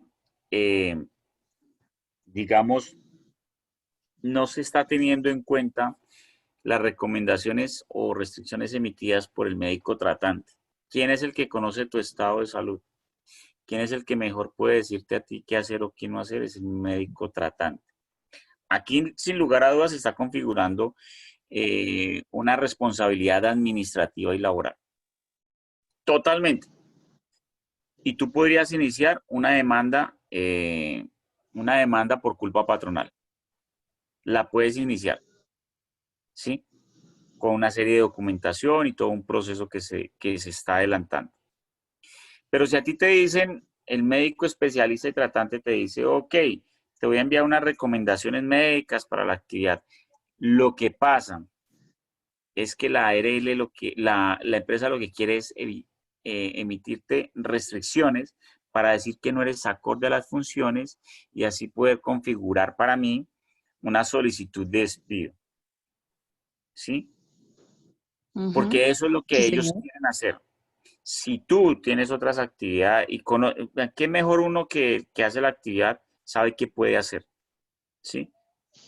Sí, Sí, señor. no, yo me siento apta para hacer esta actividad y soy 100% productiva acá haciendo esta, y a ustedes les va bien, a mí me va bien, cumplimos con las recomendaciones y no hay necesidad de una restricción. Que quieran dejar dentro de las recomendaciones la restricción, porque puede dejar restricción de determinada actividad, es diferente. Ah, ok. Ok. Puede definitivamente hacer nada porque está restringida. Mira, ellos intentan buscar una configuración de que, chao, ¿cómo puedo yo hacer para que te puedan despedir? ¿Listo? Pero piénsalo bien, mira, piénsalo bien para que puedas, te tengo las personas adecuadas. Yo también trabajo con la Asociación de Abogados Laboralistas de Colombia para que puedas iniciar, ahí como asesor un poco, puedas iniciar el proceso por culpa patronal. Porque si tú iniciaste con una y hoy tienes varias y me estás diciendo y me estás narrando algo, Sí, es así, y yo tengo puede configurarse. la última visita, la última que fue el año pasado de salud ocupacional. Yo hablé precisamente con la autora, le dije, mira, es que yo tengo las restricciones y tengo todo de hace 10 años. De 10 años acá, ella ya me dijo que si yo seguía en ese puesto, mira cómo está el otro hombro. Pues ya tengo el otro hombro, tengo grado 3, grado 2, y pues se me sumna la parte ahorita de columna. Y hace poquito llegué de una cirugía de rodilla. Entonces, yo le comenté eso a ella, pero como que ella ni siquiera me preguntó qué hacía, cómo realizaba, cuál era mi horario. No, o sea, como que no pasó nada. Como si realmente yo siento que como si hubiera llegado más bien como de unas vacaciones, no de una cirugía y no de las patologías que he tenido. Entonces, pues John, eso qué me pena llama la atención intervenir. porque digo, pues... Aida, perdóname un segundo. John, es que en un caso que yo he venido analizando con el tema de salud ocupacional, eso antes lo tenía con subsidio y ahorita, si ya 2, 3 años, compañeros me corrigen, por favor, lo viene haciendo con médicos. Eso es un negocio que tienen ahí. ¿Qué pasa? Y yo lo comenté ya de manera puntual, ya lo había comentado ya con algunos de mis compañeros de la Junta, que no sé si cuál sería el proceso, no sé si me guías tú, por favor. Para poner la queja con médicos, porque a todos nos está pasando exactamente lo mismo. Caso puntual, gracias a Dios, mi caso no está tan avanzado en mi salud, pero mi médico, el ortopedista de las manos dice, y el fisiatra dice, puedes máximo cargar 3 kilos en una mano y entre las dos manos 5 kilos. El fisiatra dijo exactamente lo mismo, entre las dos manos máximo 5 kilos por el tema de tus brazos y de tu hombro, porque ya estás empezando a hacer deterioro no solamente del hombro derecho, sino del hombro izquierdo. Uno llega con todas estas recomendaciones donde los médicos de Colmédicos y Colmédicos no está teniendo en cuenta las recomendaciones que están emitiendo nuestros médicos especialistas. Nosotros ya lo habíamos tratado en alguna reunión de junta directiva para ponernos al tema en esto, sino que pues desafortunadamente entramos en pandemia, una cosa, la otra, y pues se nos ha pues medianamente embolatado el tema.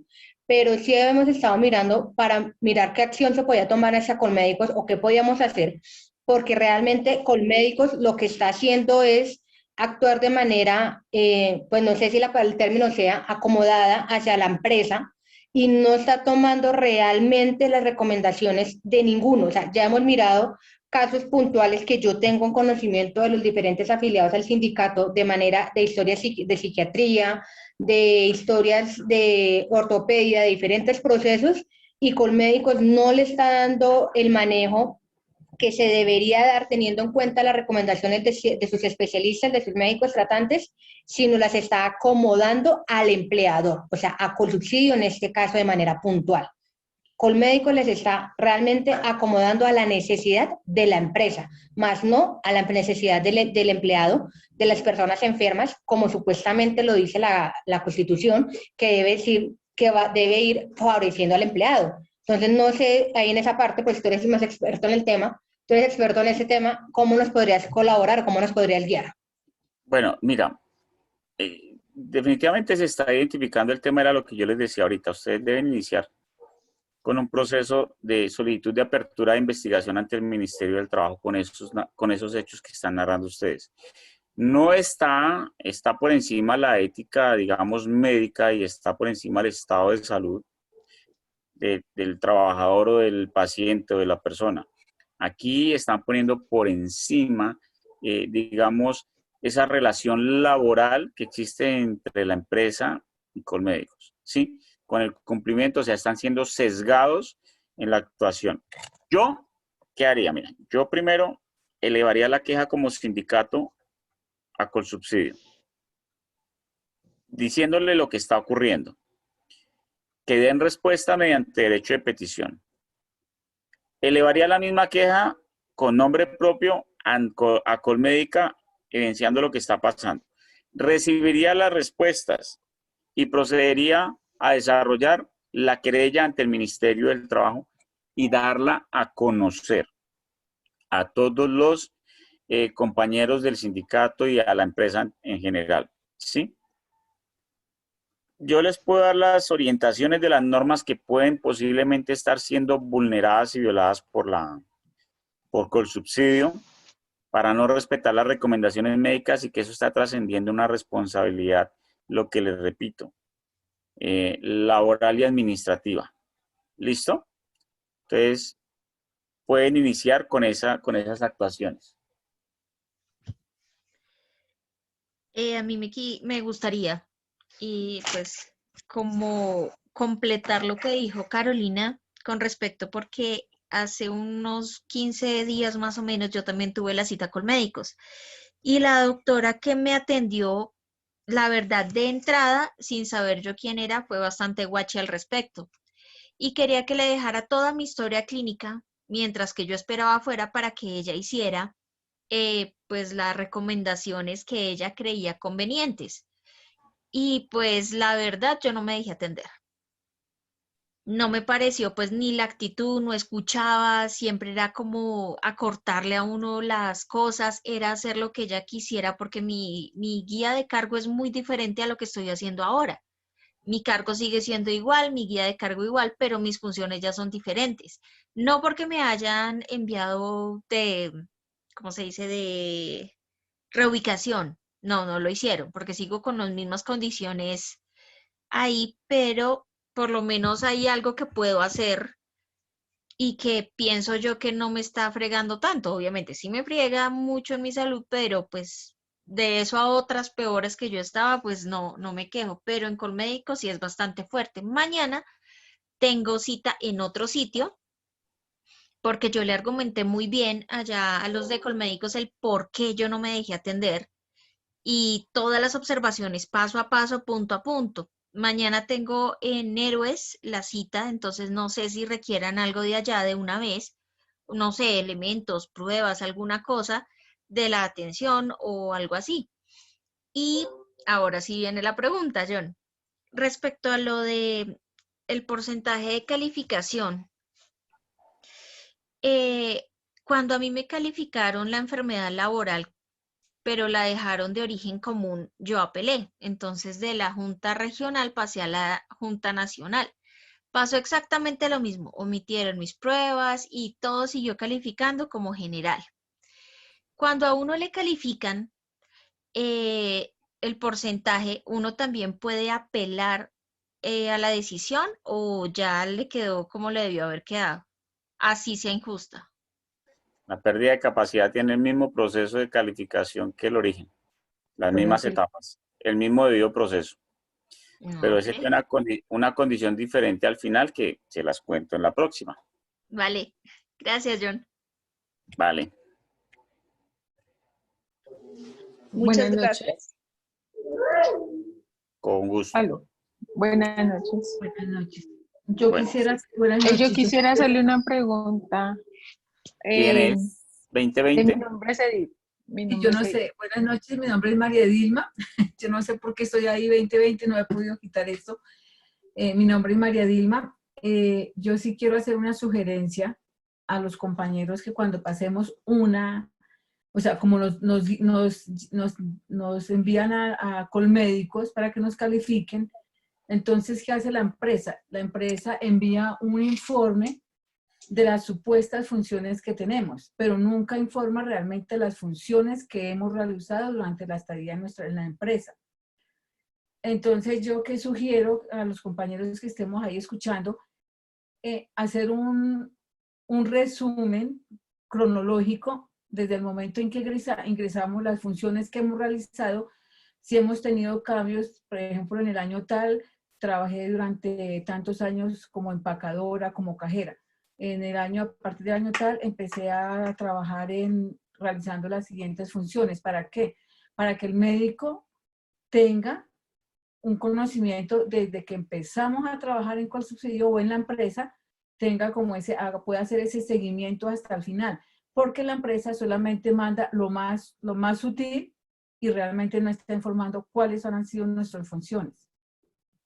No sé si está bien esto, John, o me corrige, por favor. Sí, a eso se le denomina una relatoría. Entonces, Exacto. ustedes la pueden hacer, toda una historia laboral y la tienen. Sí, es importante hacerla. Sí, es una muy buena recomendación. Si pueden recopilar toda la cantidad de pruebas que sean, háganlo. Háganlo, que si pueden grabar un audio, si pueden grabar el video de cómo los atienden, háganlo. Y si pueden interponer las quejas, pues al Comité de Ética Médica, que también lo pueden hacer. O sea, es que nosotros a veces nos quedamos quietos, callados, no lo hacemos y nos trata mal el médico y pues hay que decirle, doctor, él es médico, él no es doctor. Si tiene el doctorado de la especialización, pues chévere. Pero pues acá nos acostumbramos siempre a decir lo mismo. Él es un médico que debe atenderlo a usted porque usted está pagando, bien sea que le pague la empresa, pero la empresa le paga porque es la responsabilidad de ella. Entonces, todo eso hay que recogerlo, bueno, y bien por la apreciación de la compañera. Buenas noches. Buenas noches. Buenas noches. Mire, habla con Yuri García. Quisiera hacer una pregunta, John. ¿Qué diferencia hay entre el término de estabilidad laboral reforzada y retén social? Bueno, eso ya es diferente. La estabilidad laboral reforzada, te repito, se da por condición de salud y protege a diferentes actores que tengan alguna condición, líder sindical, como te lo había dicho, mujer en estado de embarazo. No se está escuchando. Dime. No se está escuchando, o yo no escucho. ¿No se escucha? Sí, yo sí lo estoy escuchando, John. Yo también, fuerte y claro. Entonces de pronto soy yo. Entonces ya es diferente, ya digamos que no es estabilidad laboral reforzada, eso del retén social, lo que puedes estar hablando tal vez es de la prepensión. a lo que le denominan ellos a veces el retén social y la prepensión. Ok. Y Sí, que bueno, no. era la que yo te estaba diciendo, pues esas personas que le faltan 3 años para su pensión tienen una estabilidad laboral reforzada, pero no es por condición de salud, es con la que nos estamos enfocando en este caso. Ah, ok, listo. Vale, muchas gracias. Vale.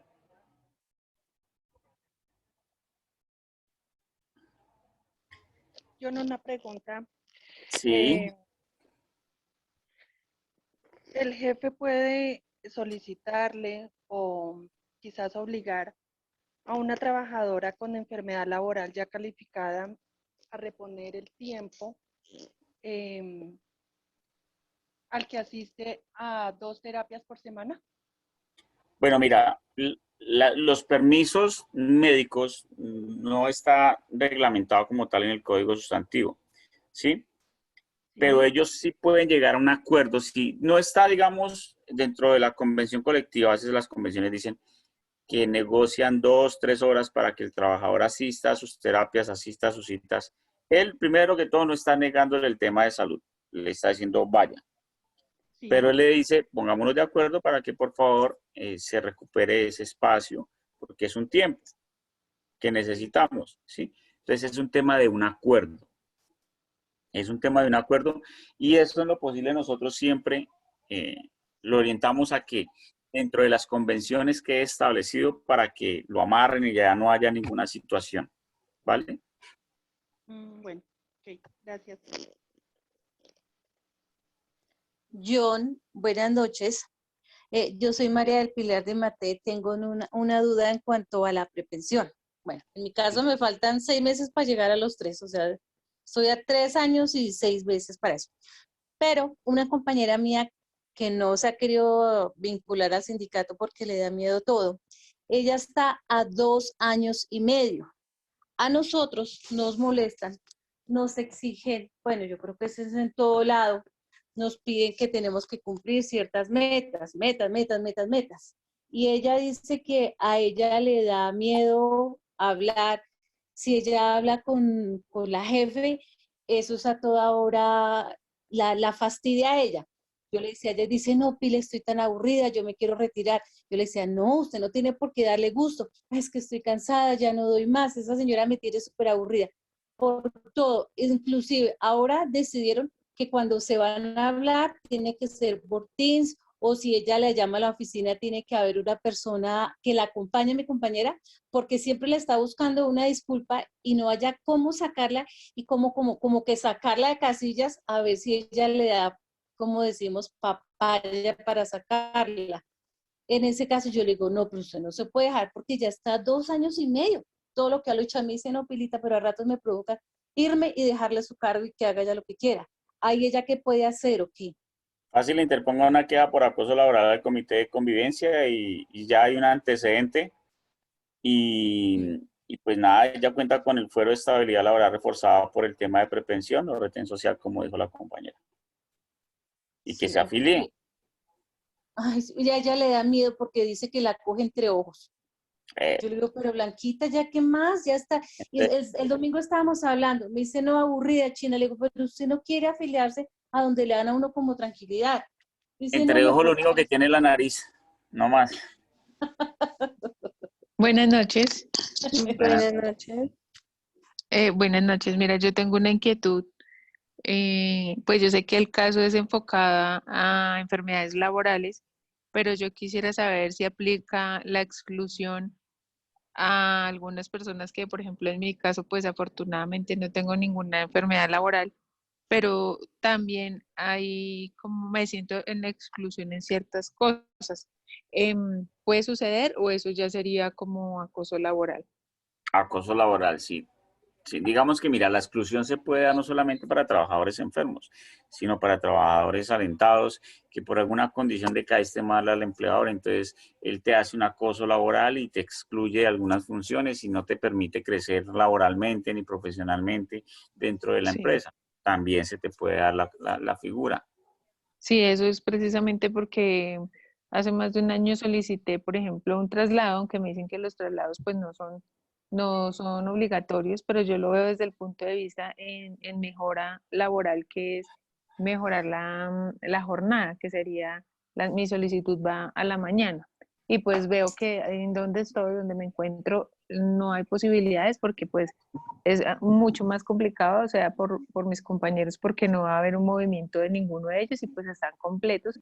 Entonces yo puse la opción de que me permitieran irme a otra institución que era incluso nueva en su momento y ni siquiera cuando me enteré después de un buen tiempo, más del año, al año más o menos, que ni siquiera se gestionó mi solicitud. Y por ejemplo, yo tengo una especialización que de pronto me hubiese también podido ayudar para un traslado y tampoco la han tenido en cuenta. Digamos, Sí, ahorita en todas estas cosas del COVID, a nosotros nos han hecho, digamos, nos han puesto a realizar otras tareas que no son directamente con mi labor principal. Entonces voy a eso que de pronto yo no debería estar debiendo tiempo o no debería estar haciendo, yéndome para otro lado o haciendo otras cosas, si puedo realizar una actividad que por estudios anteriores que realice, pues podría realizarla, pero mi coordinadora no me lo permite. Y mi jefe, pues que es, digamos, como tal, la cabeza mayor, pues está de acuerdo siempre con lo que dice mi coordinadora. Entonces, como que ahí yo me siento que me estancaron y no permiten nada, que me mueva ni de jornada, de institución, ni de actividad, nada. Incluso hay gente que, por ejemplo, les ha dado 5 turnos, no, haga una noche y le doy 3 turnos, cosas así, y a mí nunca me proponen cosas similares, sino otro tipo de cosas como más Digamos que, mira, ceñidos a la norma. se entiende que cuando hay compatibilidad entre el jefe medio y el jefe alto, pues la persona se siente desprotegida. Pero mira, siempre es bueno, digamos, romper el miedo y presentar los requerimientos a la alta gerencia, es decir, pues qué está ocurriendo y bueno, de pronto hasta si se puede configurar el acoso, presentarla al comité de convivencia. Digamos que aquí en cualquier día se puede estar dando esa situación, ¿vale?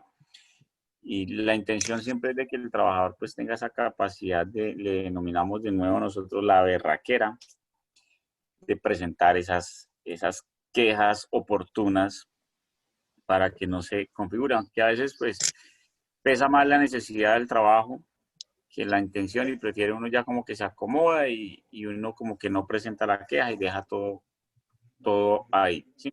Situaciones que en verdad se vienen dando. Pero bueno, Sí. compañeras y compañeros, yo espero en verdad les haya pues quedado algo de lo que hoy les expuse, les haya sido de su agrado y agradecerle pues a la presidenta, a la junta directiva del sindicato por su